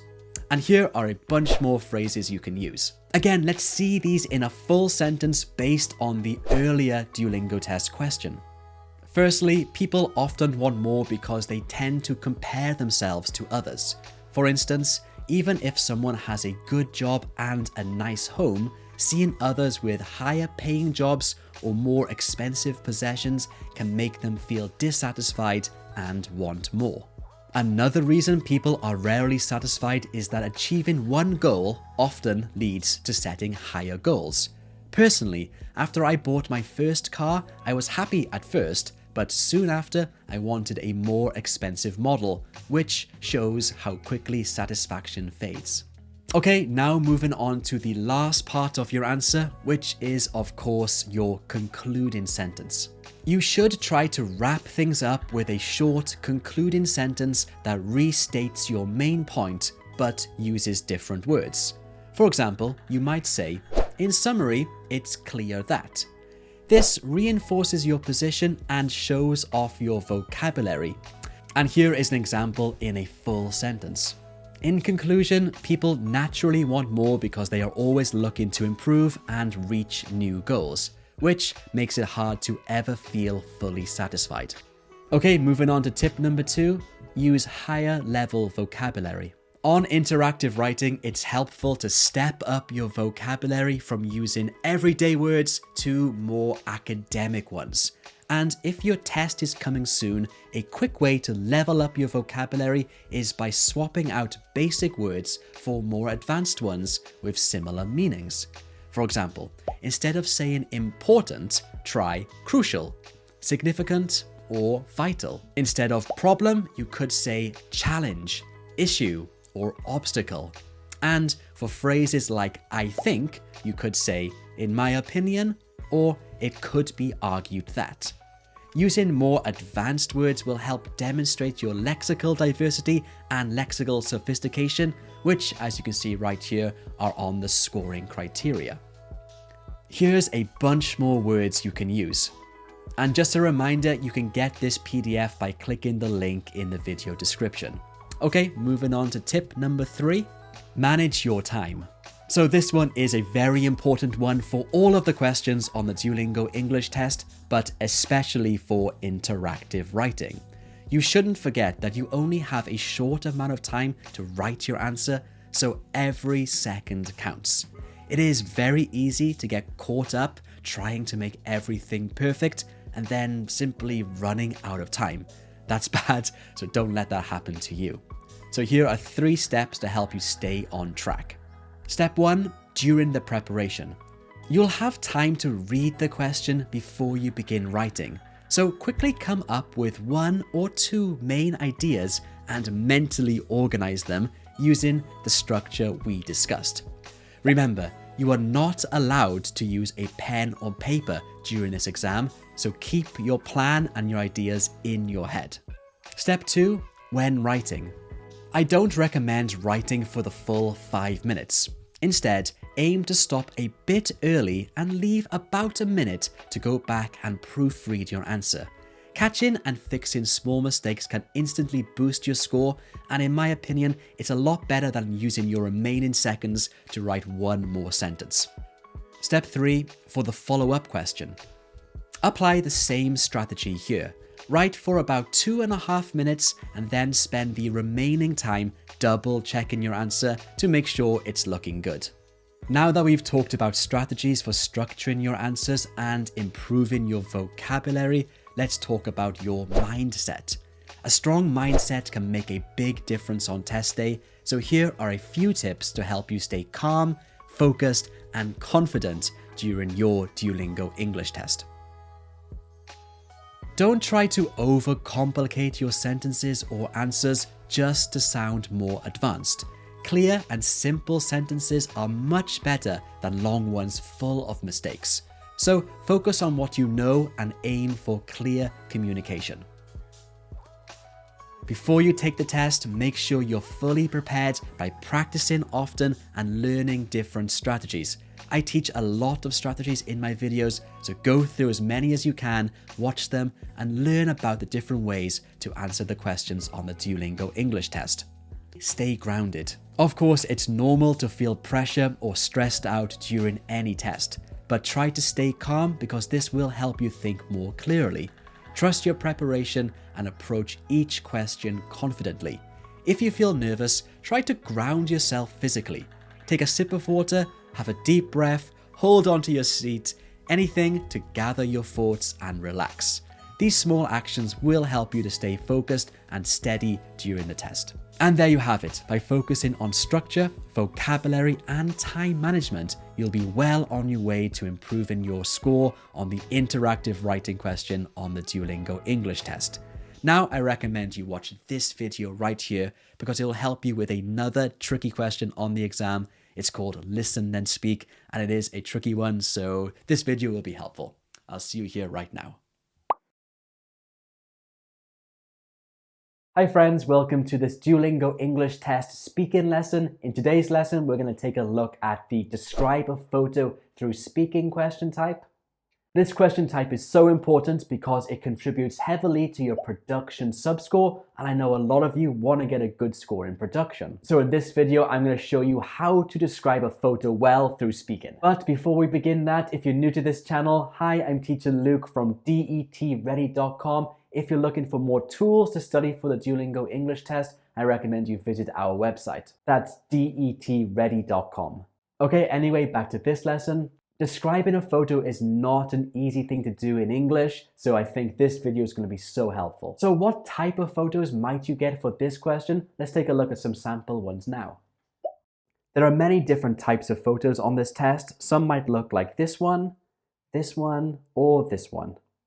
Even though there are lots of types of photos, the way you describe them can be the same, which I will show you later in my tips. If you learn a strategy like I'll show you, then you don't have to worry about the type of photo you get. Let's talk more about this question and then I'll show you those tips. Here are the key points of this question type. You have 90 seconds to complete it, but you need to speak for at least 30 seconds. So the minimum requirement is 30 seconds, but I highly recommend you speak for longer. And of course, I will show you how to do that later in this video.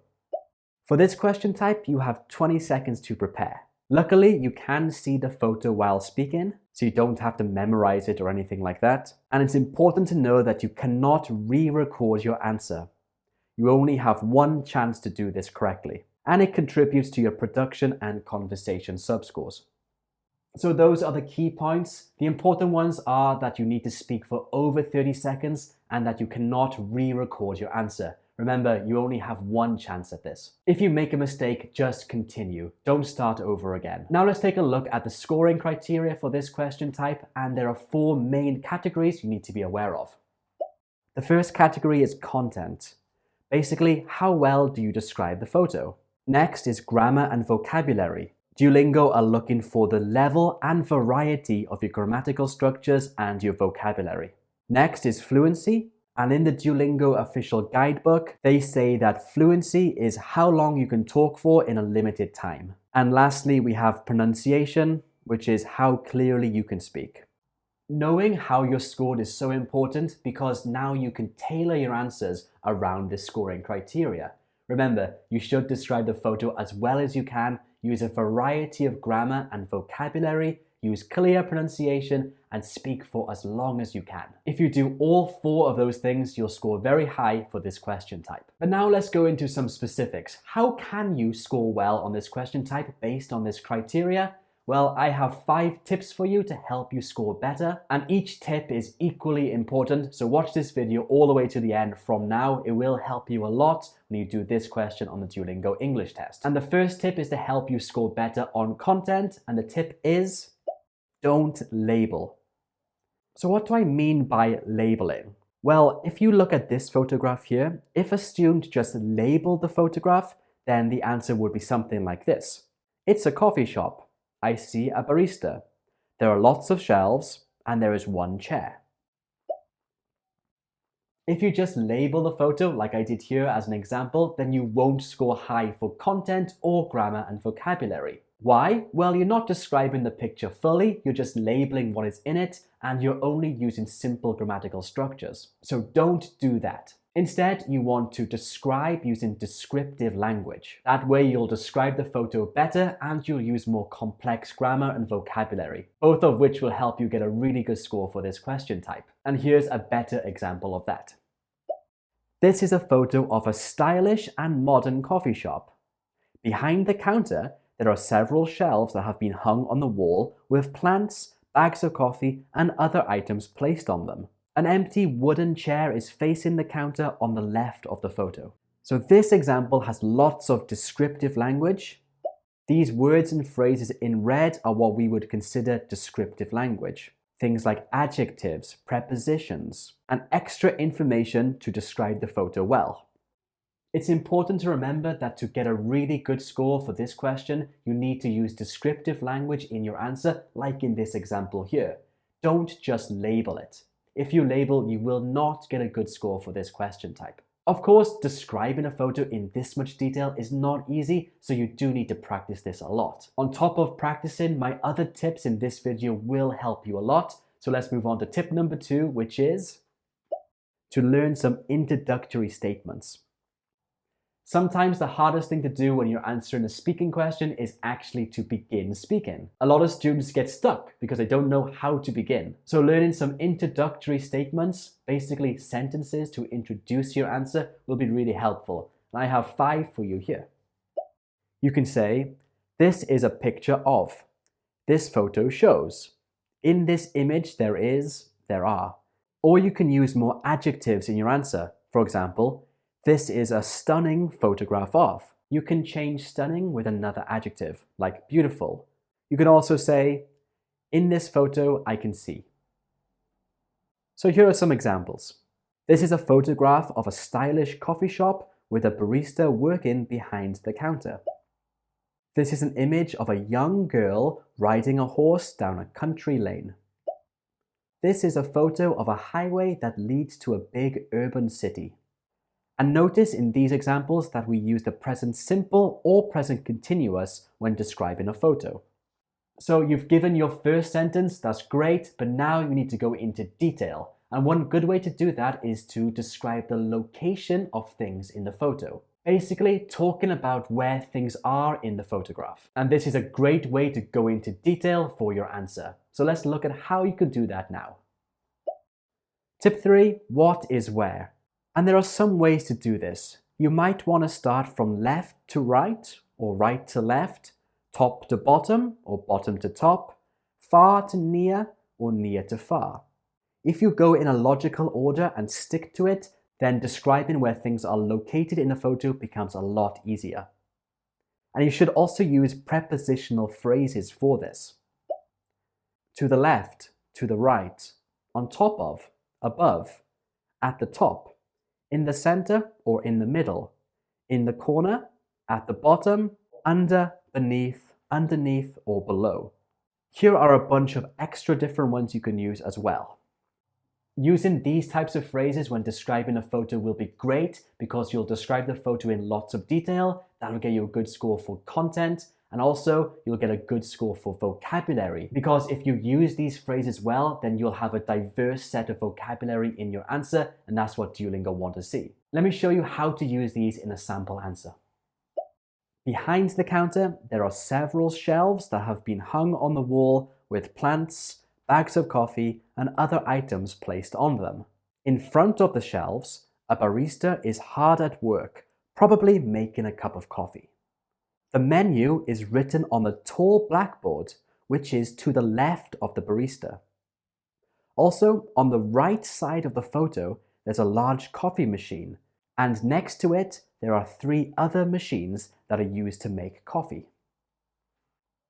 As you can see, using these prepositional phrases is a great way to describe a photo because your answer becomes very descriptive. And like I said, that's what Duolingo want you to do. So that was tip number 3, talking about what is where in the photo, but that's not enough. you can't speak for 60 to 90 seconds just using this technique. You might also want to talk about who is doing what, and that's tip number 4. Who is doing what? In this tip, we want to look at the people or objects in the photo and describe what they are doing. You can use the present continuous and action verbs to do this well. So let's take a look at this photo. What are the two ladies in this photo doing? Here's an example answer. The woman in the navy jacket is pointing a pen at the laptop, while the lady in red is reading the information on the screen. How about this photo again? You could say, the barista is working behind the counter and waiting for customers to serve. If there are people or animals or something moving in the photo, then this becomes very easy. You just use the present continuous tense. But what if you get a photo which doesn't have an object or a person moving? What can you do then? Well, let's take a look here. If there's no actions in the photo, you should use the present simple plus an adjective. For example, the boat is stuck on the beach. As you can see here, you don't need to use complex or difficult grammar to do this well. You just need to use the present continuous or present simple tense. When we're describing a photo in English, we often just use the present tenses. Okay, now you've learned how to give an introductory statement, talk about the location of things, and talk about who is doing what. If you can do those 3 things really well, that will really help you get a better score. But there's one more thing you need to do to get the highest score, and that's use really descriptive language to add details, and that's tip number 5. Use descriptive language. Now, the first easy way to use descriptive language to add details is to use adjectives. Remember, adjectives describe nouns in more detail, and I highly recommend you use as many adjectives as you can when describing the photo. It will boost your score for vocabulary and content. Let's take a look at some examples. My simple sentence could be, this is a photo of a highway that leads to a city. Okay, that's not bad, but let's use some adjectives to describe this photo better. For example, this is a photo of a busy highway that leads to a large city. How about this example? This is a photo of a man who is giving a presentation. With some adjectives, your answer could be, this is a photo of a tall man who is giving an important presentation. Using adjectives is a fantastic way to add more details and information to your answer. And you don't need to use complex or really difficult adjectives, just simple ones will do fine. You can also use adverbs as well. Remember, adverbs modify a verb. They give more information about the verb. Let's take a look at some examples. This photo, the beautiful horses are galloping through the green field. With an adverb, you can say, the beautiful horses are quickly galloping through the green field. In this sentence, the adverb is after the be verb. But it could also come at the end of the sentence, like this. The beautiful horses are galloping through the green field quickly. Another example, this is an image of a young girl riding a horse down a country lane. With an adverb, this is an image of a young girl riding a horse carefully down a country lane. Or again at the end of the sentence. Those are 5 tips. Now let's look at a full answer to show you how it's constructed from start to finish. This is a photo of a coffee shop with a barista behind the shop counter. The barista is working, possibly making some coffee, and waiting for customers to serve. Behind the counter, there are several shelves that have been hung on the wall with plants, bags of coffee, and other items placed on them. The menu is written on the tall blackboard, which is to the left of the barista. Also, on the right side of the photo, there's a large coffee machine. And next to it, there are 3 other machines that are used to make coffee. The coffee shop's design is very stylish and natural because the counter and the shelves are made of wood, and the chair in front of the counter is also wooden. Even though there aren't any customers present at the moment, I think it's likely a popular place for local residents and tourists to visit. Now you know how to describe a photo well through speaking, but what about through writing? This video here will help you with that. You'll learn a structure to describe a photo through writing, and I'll show you lots and lots of examples. So click here and I'll see you in this video. Bye. Hi everyone, I'm Luke, an expert Duolingo English Test teacher, and today we're going to talk about the speaking tasks. Specifically, the independent or the extended speaking task, where you have to talk about a topic for around 90 seconds. And you have to do this 3 times in the test. You also have to describe a picture. That's a different task, and if you want to find out more information about that, hit this card here. But this video is all about the extended speaking task, where you've got to talk about a topic for around 90 seconds. Usually the topics are pretty simple, things like work, study, music, art, etc. But being able to talk about one of these topics for 90 seconds fluently is quite challenging. So in today's video, I'm going to give you some top tips to help you with this task. But first, let's take a look at what you've got to do exactly. So these are the different types of speaking tasks you have to do in the Duolingo test. One task is describing a picture. I did a long video on how to do this well. Find the link in the description. Then you have 3 independent speaking tasks. 2 of these are introduced to you with written prompts, and 1 is with an oral prompt. Oral just means through listening. The written prompt looks like this. You have between 20 and 30 seconds to prepare, and you just click that Record Now button at the bottom when you're ready. It says that you should speak for at least 30 seconds about the questions below. And while that's true, I highly recommend that you speak for longer.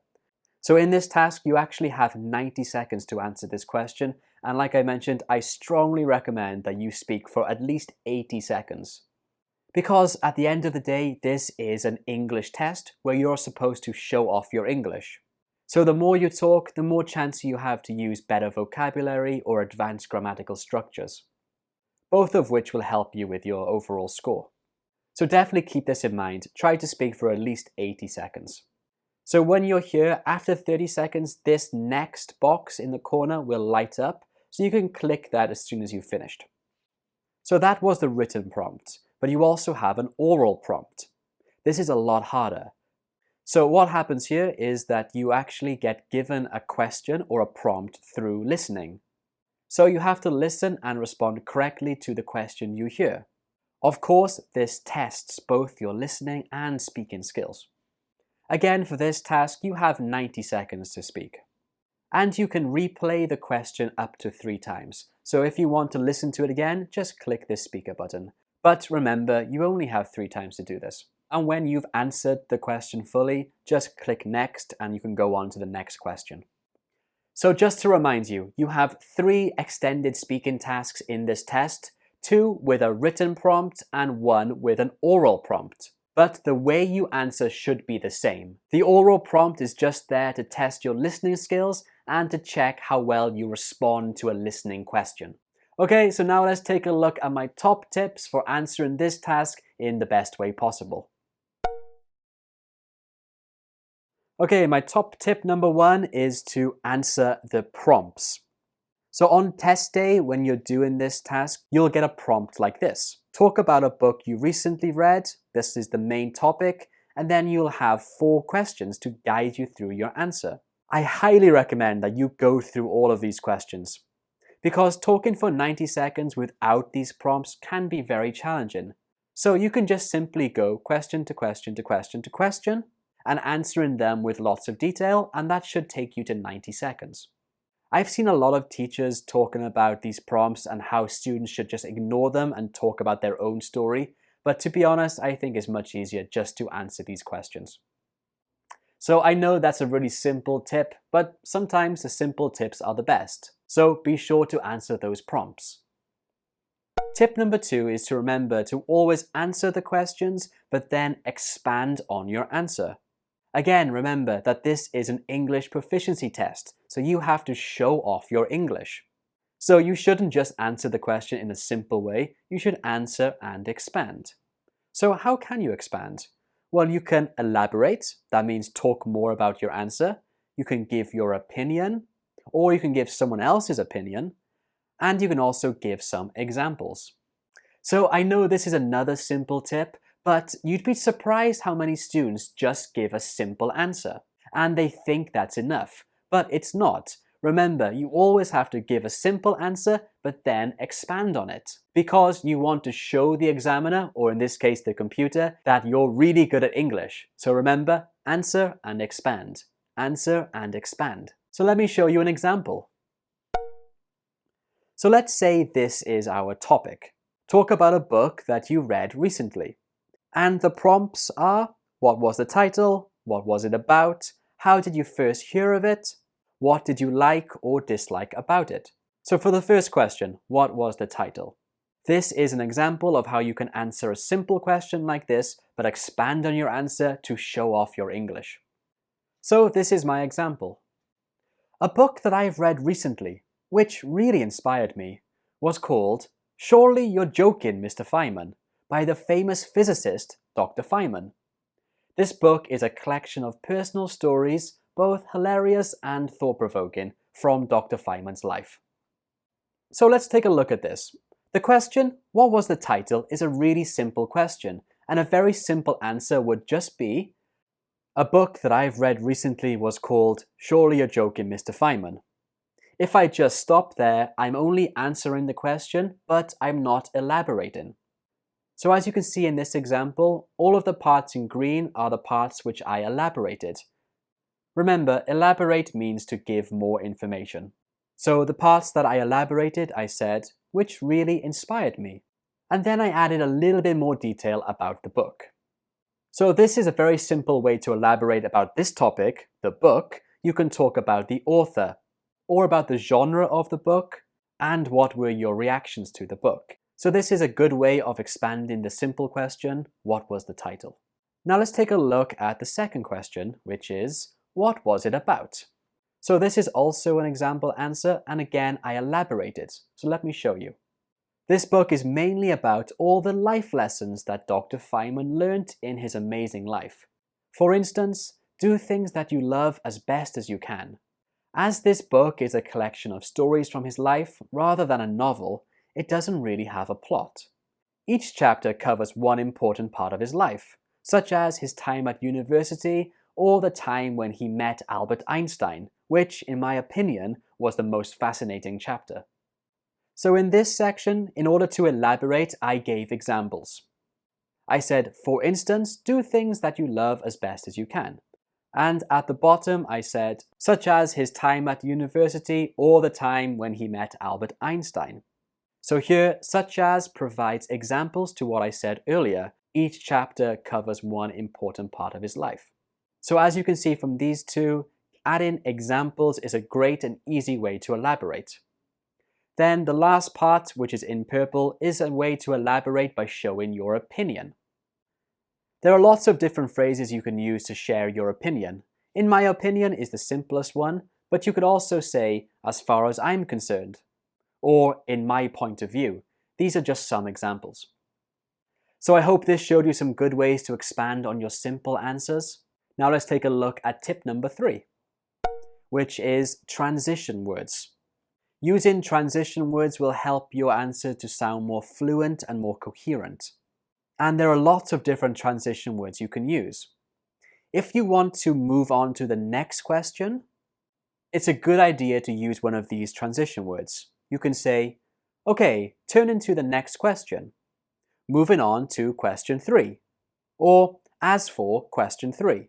These are simple and smooth ways to transition from question to question. You can also use these transition words when you are giving your answer. So you can signpost your ideas by saying first, second, third, or firstly, secondly, thirdly. When you want to give more information, you can say what's more, furthermore, or moreover. And when you're about to finish your answer, you can say finally. Also, if you forgot to mention something important, but would like to mention it at the end, you can say, one more thing I'd like to talk about is, and then talk about your idea. So remember, it's important to use transition words like these because it'll make your answer a lot more smooth and make your answer sound a lot more organized. So practice using these. Okay, moving on to my final tip, which is tip number 4. This tip is very useful, and it is to look out for question triggers. So what is a question trigger? Well, different questions have words which require a certain type of answer. So here are 6 common questions you might see on this speaking task on the Duolingo English test, and the words in green are the trigger. They are triggers because they should trigger a certain answer or a certain response. And that response usually has a specific grammar structure you should use. So let's take a look. The first one, how did you first hear of this book? So of course the word did is a past tense, so when you answer this question, you have to respond using one of the past tenses. So the past simple, the past continuous, past perfect, used to. That one's quite straightforward. The next question, will you read a similar book? This one refers to the future. So again, you have to respond using one of the correct future tenses. Will, going to, the present continuous, the future perfect, or the future continuous. Be sure to use the correct tense for the idea that you are talking about. Now they get a little bit more tricky. So this question is quite common. How long have you been doing something? For this, you need to respond using the present perfect continuous. The present continuous is have plus been plus a verb with ing. And we use this to talk about an ongoing action that started in the past. So if a question says, how long have you been doing something? You should respond like this. I've been doing this for 3 years, 4 years, or whatever. But you have to respond using the correct tense. So pay attention to the question. 4 is particularly difficult and a lot of students lose points by answering this question wrong. This question is a hypothetical question. They usually come in the would form. So would you recommend this book? So to answer this correctly, you have to respond in a hypothetical way. So you could say something like, yes, I would recommend this book because I thought it was really inspiring. So if a question has would in it, you shouldn't answer using the simple past. So for this question, would you recommend the book to someone? You shouldn't say, yes, I did, or yes, I will. You should respond in a hypothetical way. For example, yes, I would recommend this book because I found it very interesting. Or, no, I don't think I would recommend this book because it wasn't very good. You could also use if sentences here too, because if sentences are hypothetical. So a simple answer would be, sure, if someone asked me about this book, I would recommend it. So definitely pay attention for the would questions. And the last 2 are opinion questions. For example, why questions, or what do you or what did you like or dislike about something? These questions expect you to share your opinion, so you should use opinion phrases like, in my opinion, from my point of view, as far as I'm concerned. Let's see how this is used in a real example. So let's use the same prompt as earlier. Talk about a book that you read recently. And we'll answer this question. How did you first hear of it? So I could say, turn to the next question. The first time I heard of this book was on a podcast where 2 people were talking about the most influential books that they've ever read. Even though I hadn't heard of Dr. Feynman then, the way they talked about him was amazing. So as soon as I finished listening to the podcast, I went straight out to the bookstore to buy the book. So as you can see here, the question, how did you first hear of it, required an answer using the past tense. But I started off by saying, turning to the next question. Remember, this was a transition word. This is a good way to move from one question to the next one.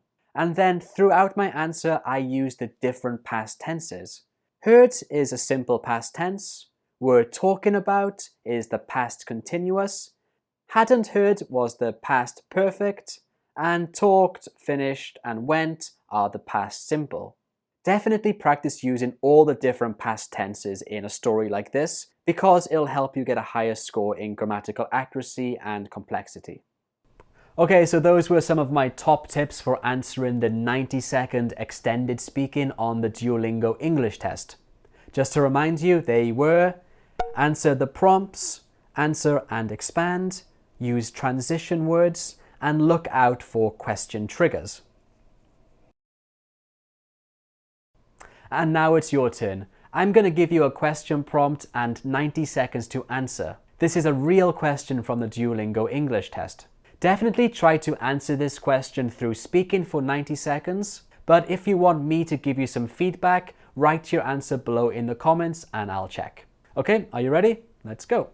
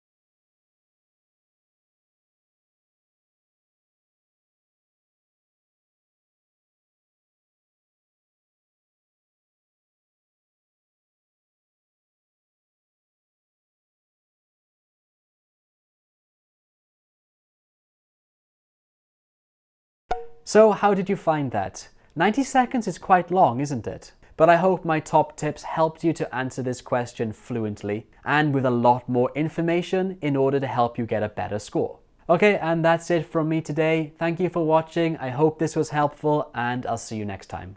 Take care.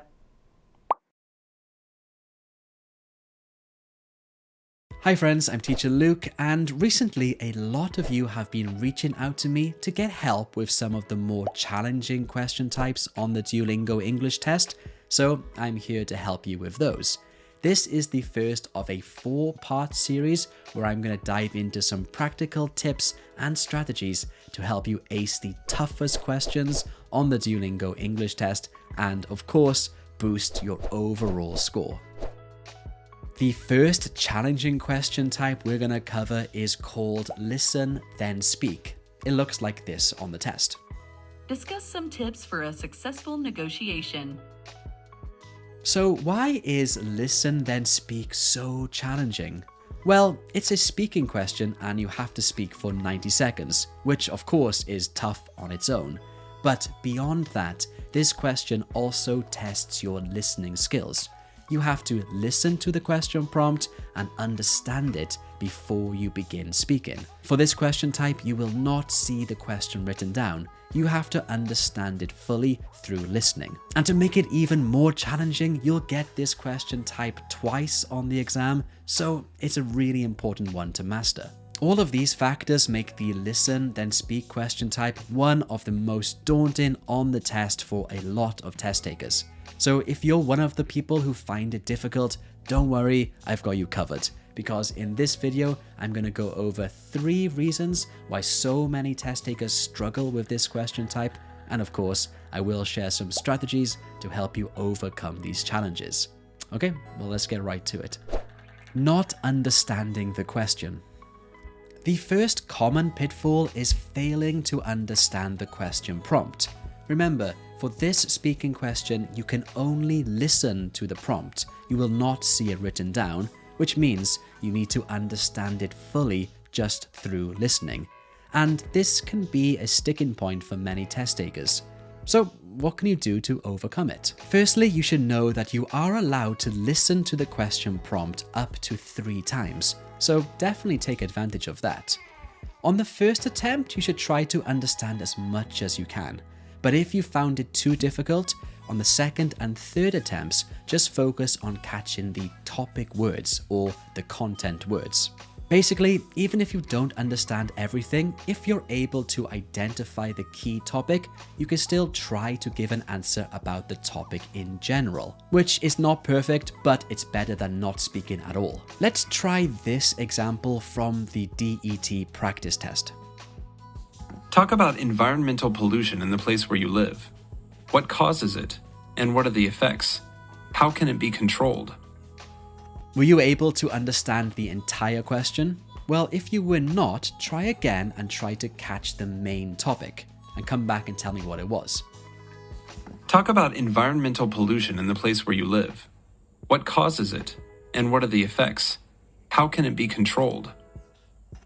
So what was the main topic? Well, it was environmental pollution. So even if you miss the other parts of the question, like causes and effects or how can it be controlled, you can still speak about the main topic, which, like I mentioned, is a lot better than not answering at all or talking about a completely random topic. Of course, if you are able to understand all parts of the question, that's much better. Not being able to come up with ideas. The next problem is not being able to come up with ideas to talk about. And in my experience, so many test takers overcomplicate this. You need to know that there is no such thing as an impressive or perfect score idea. You do not need to think about difficult concepts when answering this question. My advice is to use ideas that are relevant to the topic, easy to think of, and importantly, easy to speak about. Keep your ideas simple, but explain them with lots of details. The DET examines your vocabulary and sentence structure, so use lots of words and different grammatical structures. And it also assesses your task relevant, so your ideas need to be related to the topic. So aim to show a range of vocabulary and grammar, and keep your answer understandable and on topic. For example, let's go back to the question about the causes and effects of environmental pollution. What are some simple ideas you can use here? So here are a bunch of really simple ideas. For causes of environmental pollution, we have littering, car fumes, plastic use, or dumping sewage in rivers or oceans. And the effects?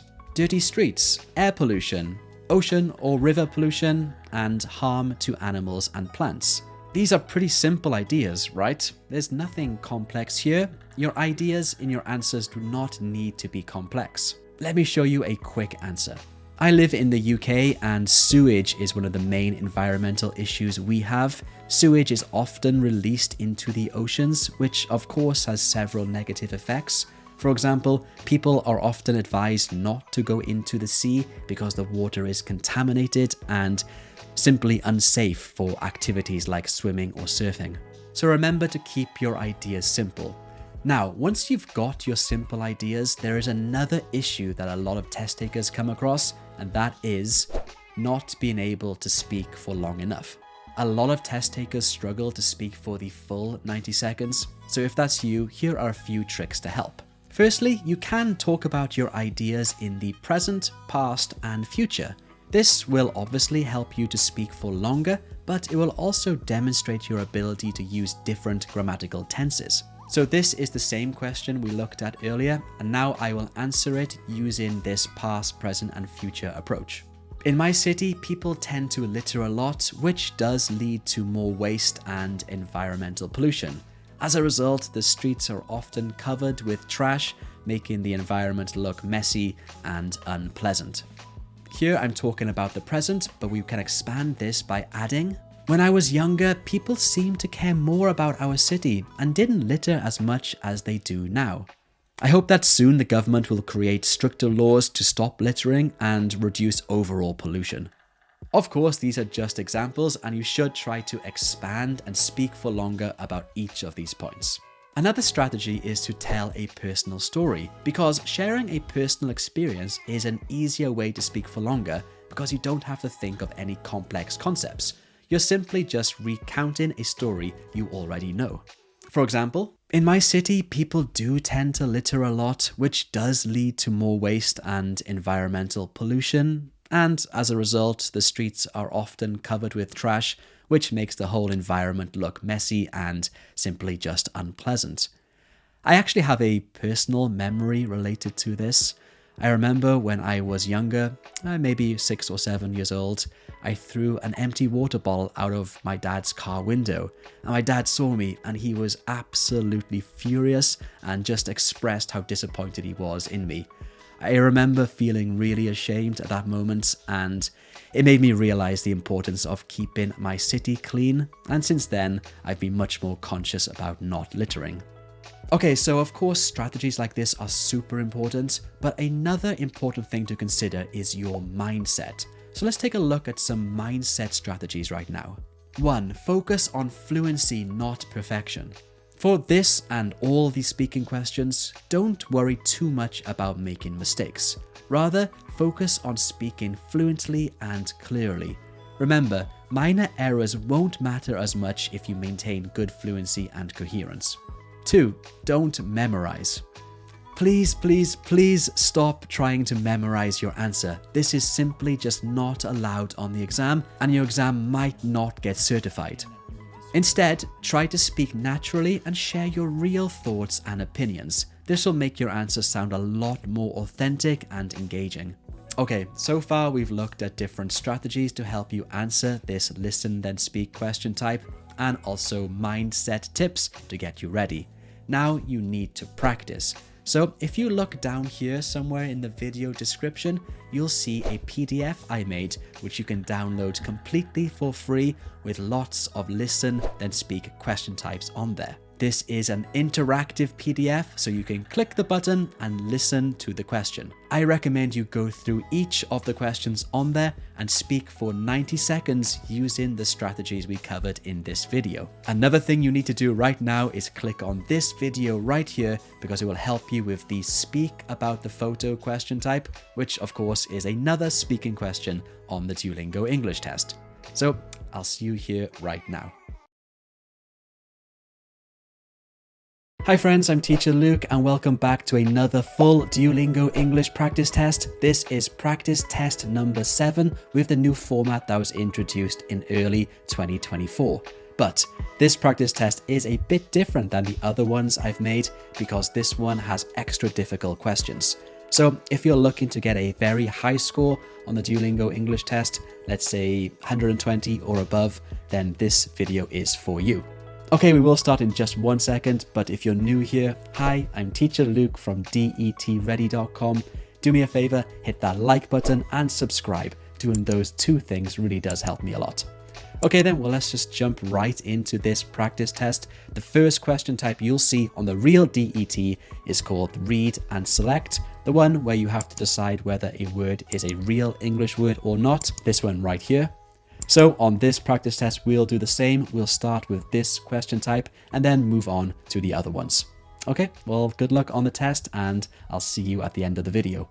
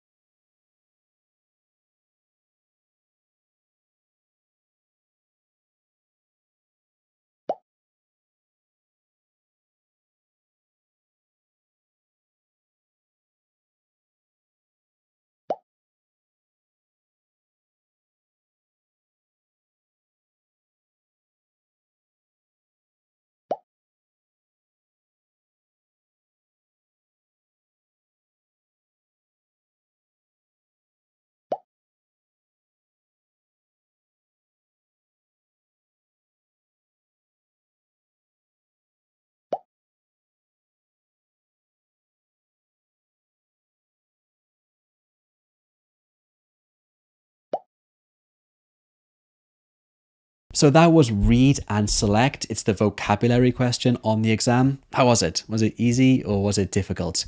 Now, of course, practicing here on YouTube is really helpful, but if you would like to practice in a more interactive way, then I recommend visiting detready.com because we have a really good practice platform. Here you can practice this question type with the correct time limit and of course check your answers immediately. On top of that, we even have a dictionary feature, which you can see right here, so you can learn all the words you got incorrect.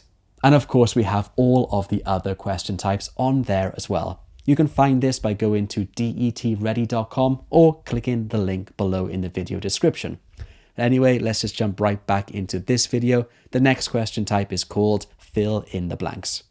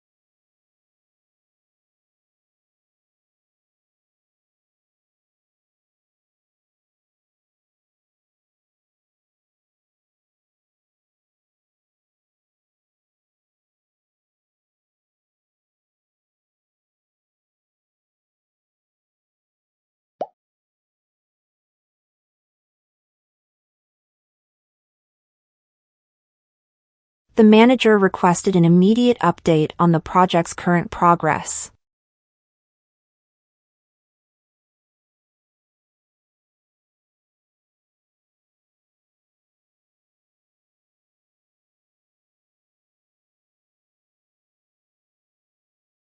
The manager requested an immediate update on the project's current progress.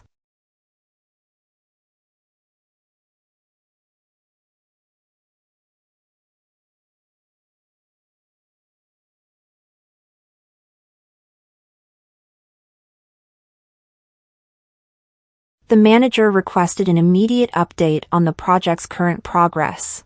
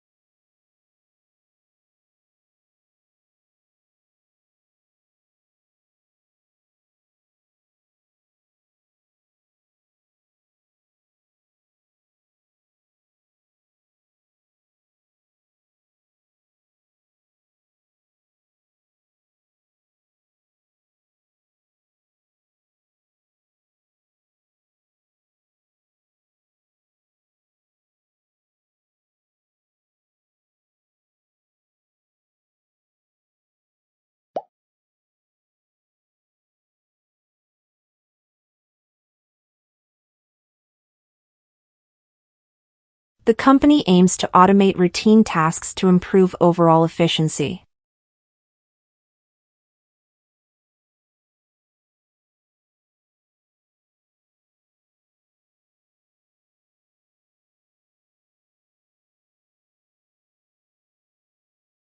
The company aims to automate routine tasks to improve overall efficiency.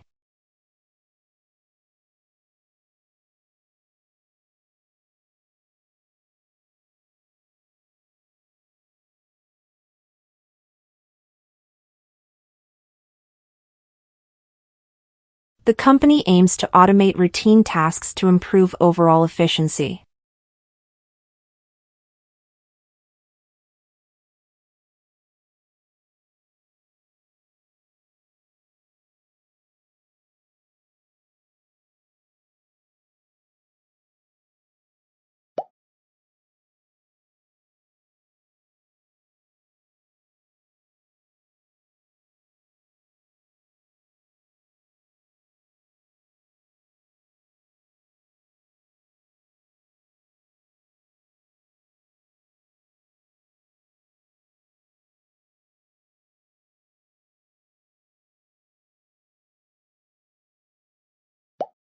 To optimize your study routine, it's important to focus on your most challenging subjects first.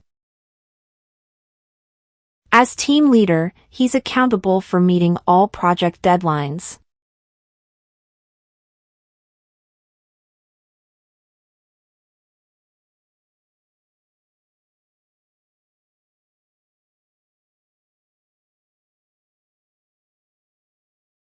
As team leader, he's accountable for meeting all project deadlines.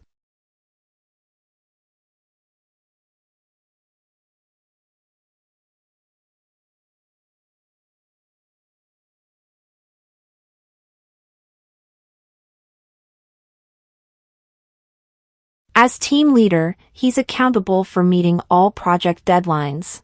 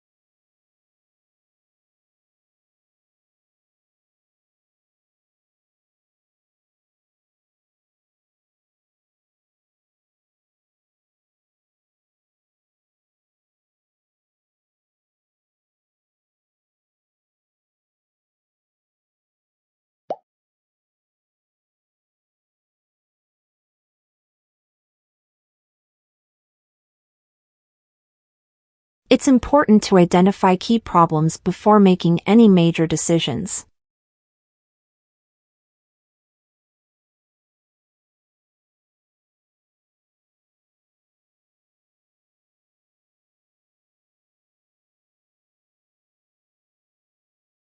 It's important to identify key problems before making any major decisions.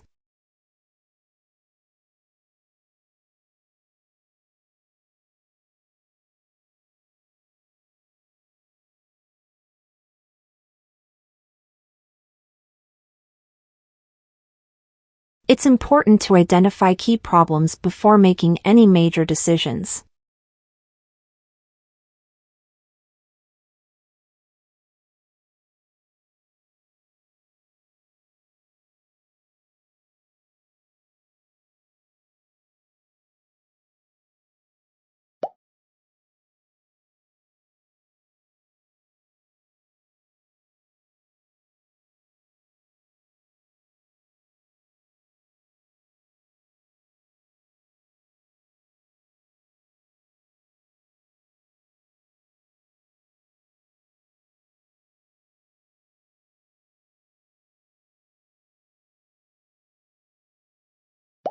The two roommates had to negotiate house rules to ensure a peaceful and harmonious living environment.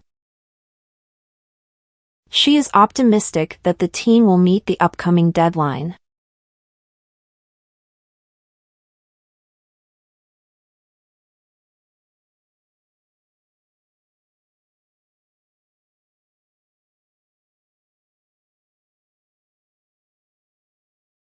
She is optimistic that the team will meet the upcoming deadline.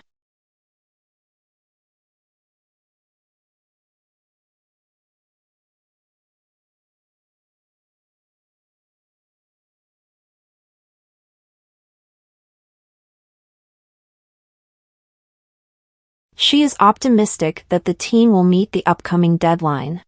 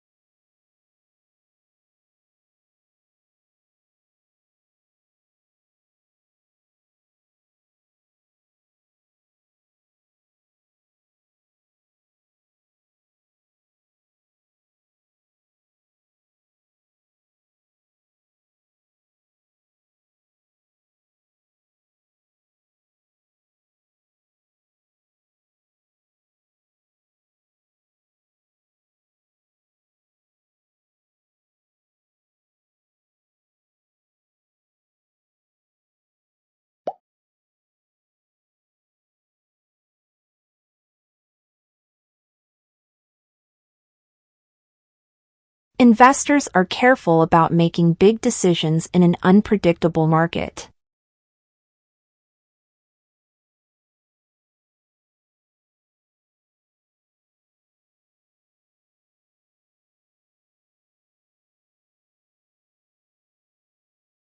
Investors are careful about making big decisions in an unpredictable market.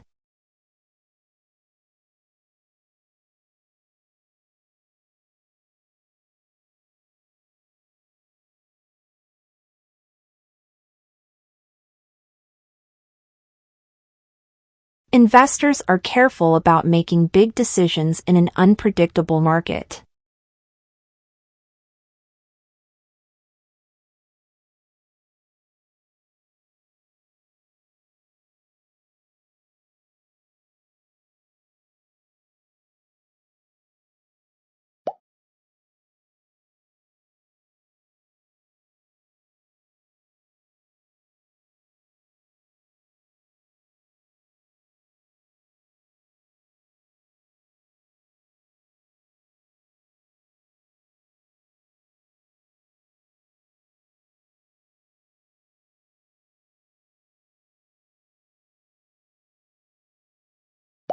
Becoming a professional athlete can be a lucrative career, but it requires years of dedication and practice.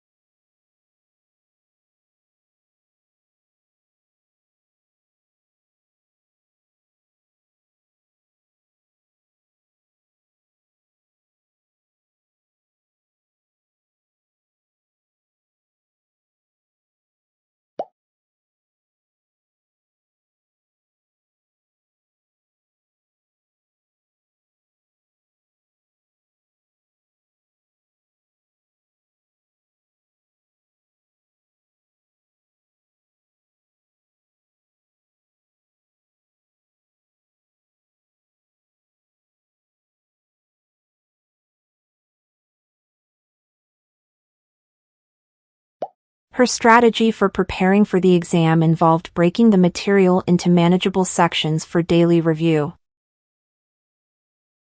He had to justify his decision by explaining the benefits.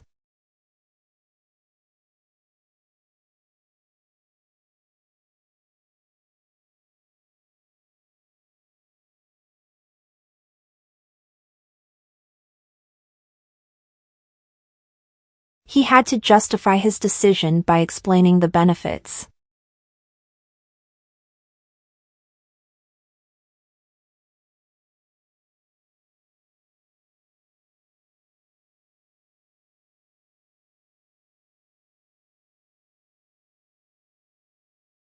He had to justify his decision by explaining the benefits.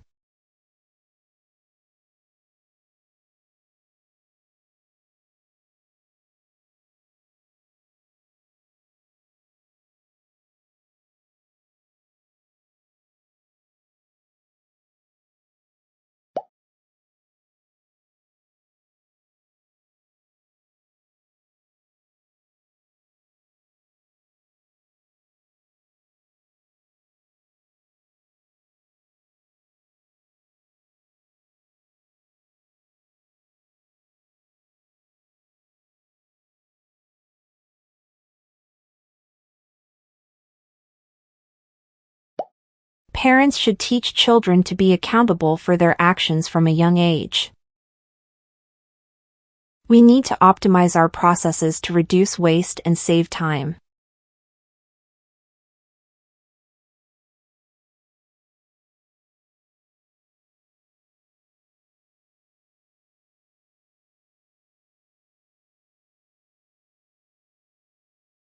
We need to optimize our processes to reduce waste and save time.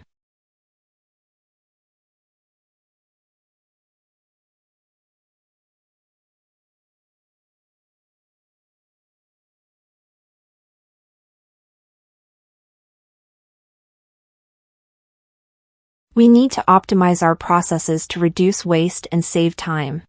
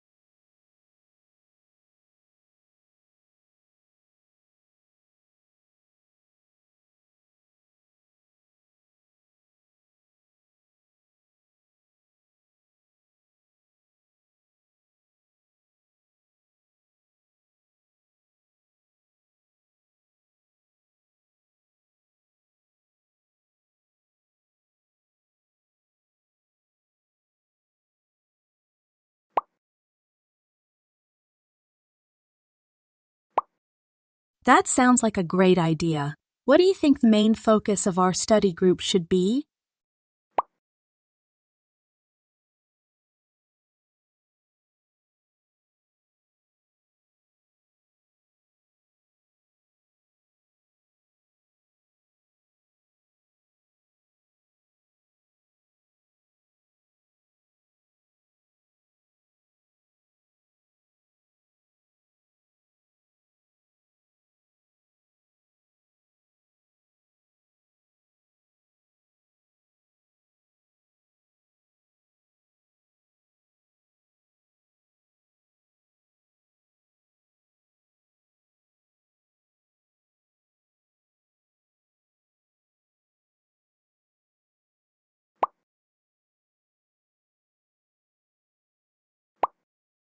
Those are excellent aspects to focus on. We could also work on developing our arguments and incorporating evidence more effectively.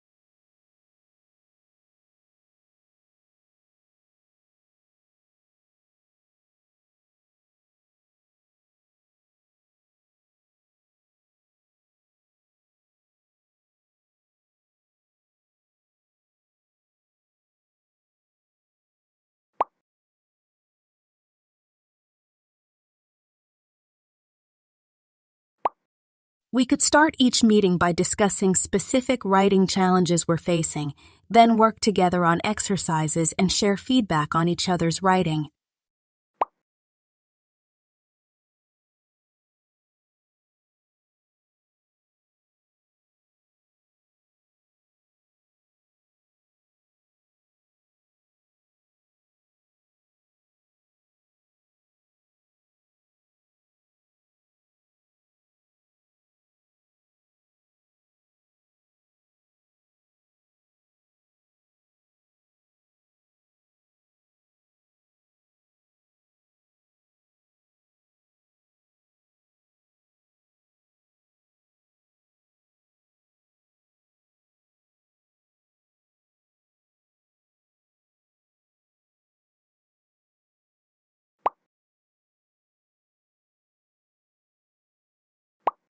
You're welcome.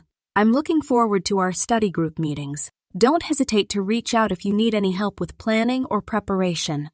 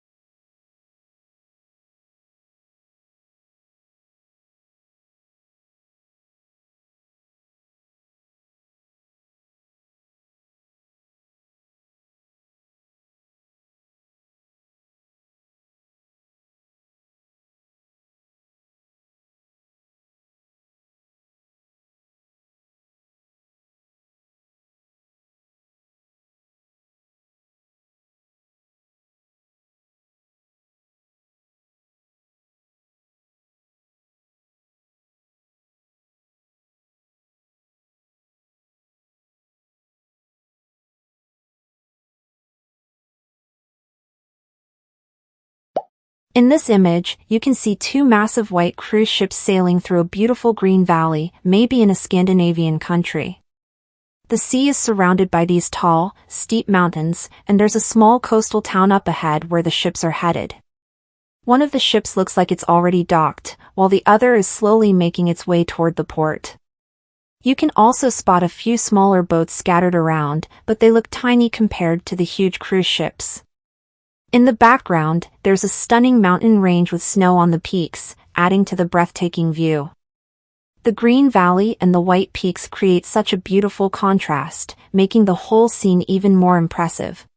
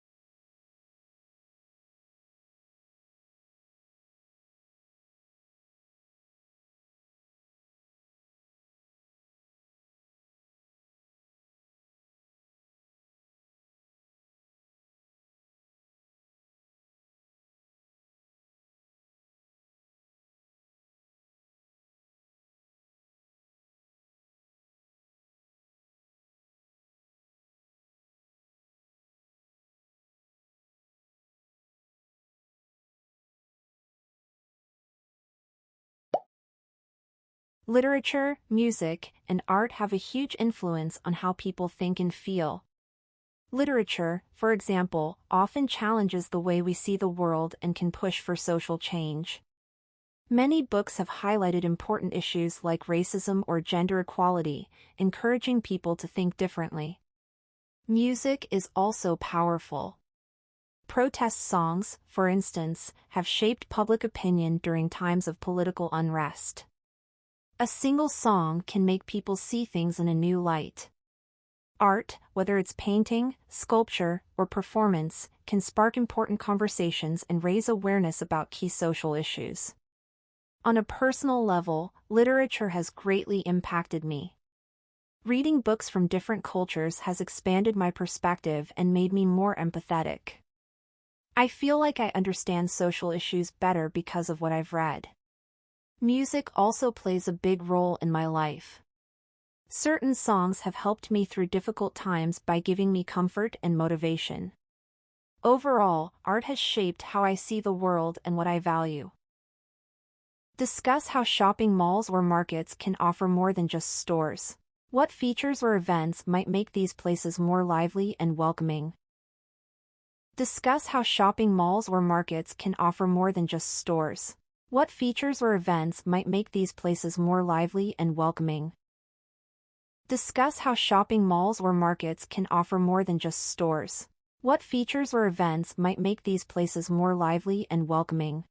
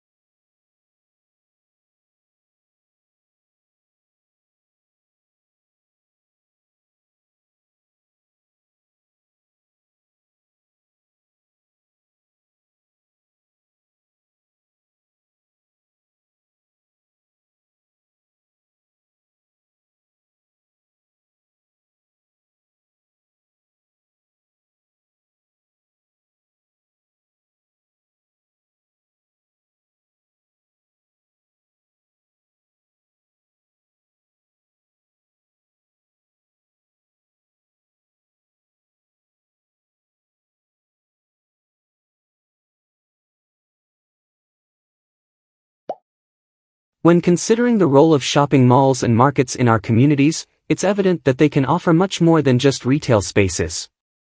Integrating community areas, such as relaxation zones or open-air spaces, could greatly enhance the visitor experience.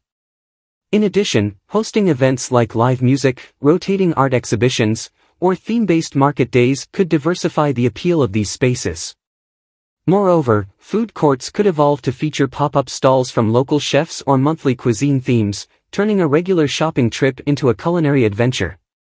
With the incorporation of digital and interactive elements, perhaps interactive maps or augmented reality games, the modern shopping experience could be both entertaining and educational. To understand the needs and desires of visitors, it's essential to seek feedback. This could be achieved through suggestion kiosks, digital surveys, or periodic focus group discussions.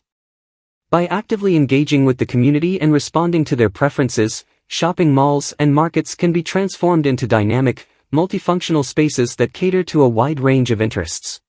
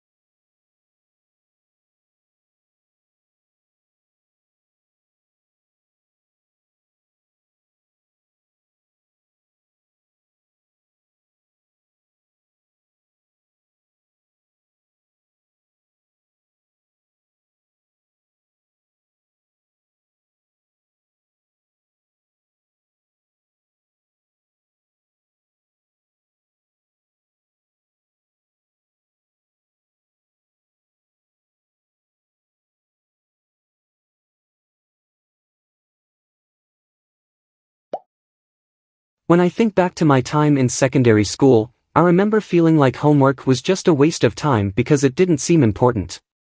For example, I used to skip my math homework because I thought I understood everything in class, but then I totally failed a test because I wasn't practicing enough.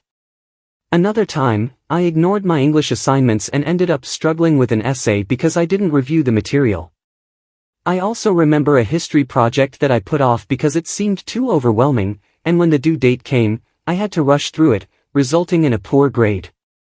In science, I once didn't bother doing the assigned reading, thinking the lab work would be easy, but I ended up lost during the experiment because I hadn't prepared.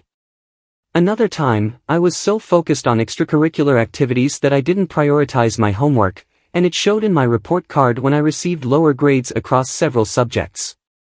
When I stopped doing homework altogether, my grades really started to drop because I couldn't keep up with what we were learning in class.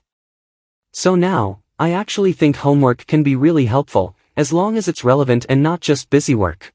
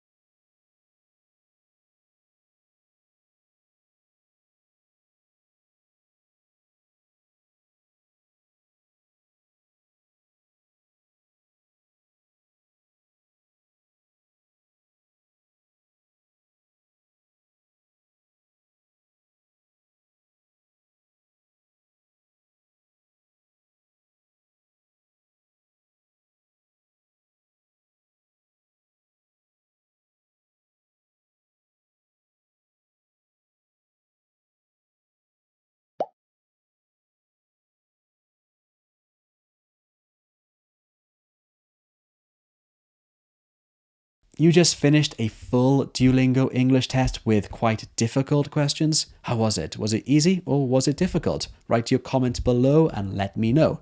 Now I recommend you watch this speaking video right here because it will help you to describe a photo effectively, which in my opinion at least is one of the hardest on the exam because, well, simply describing a photo is not easy to do. So if you click here, you can learn some strategies and of course see some sample photos with answers to analyze.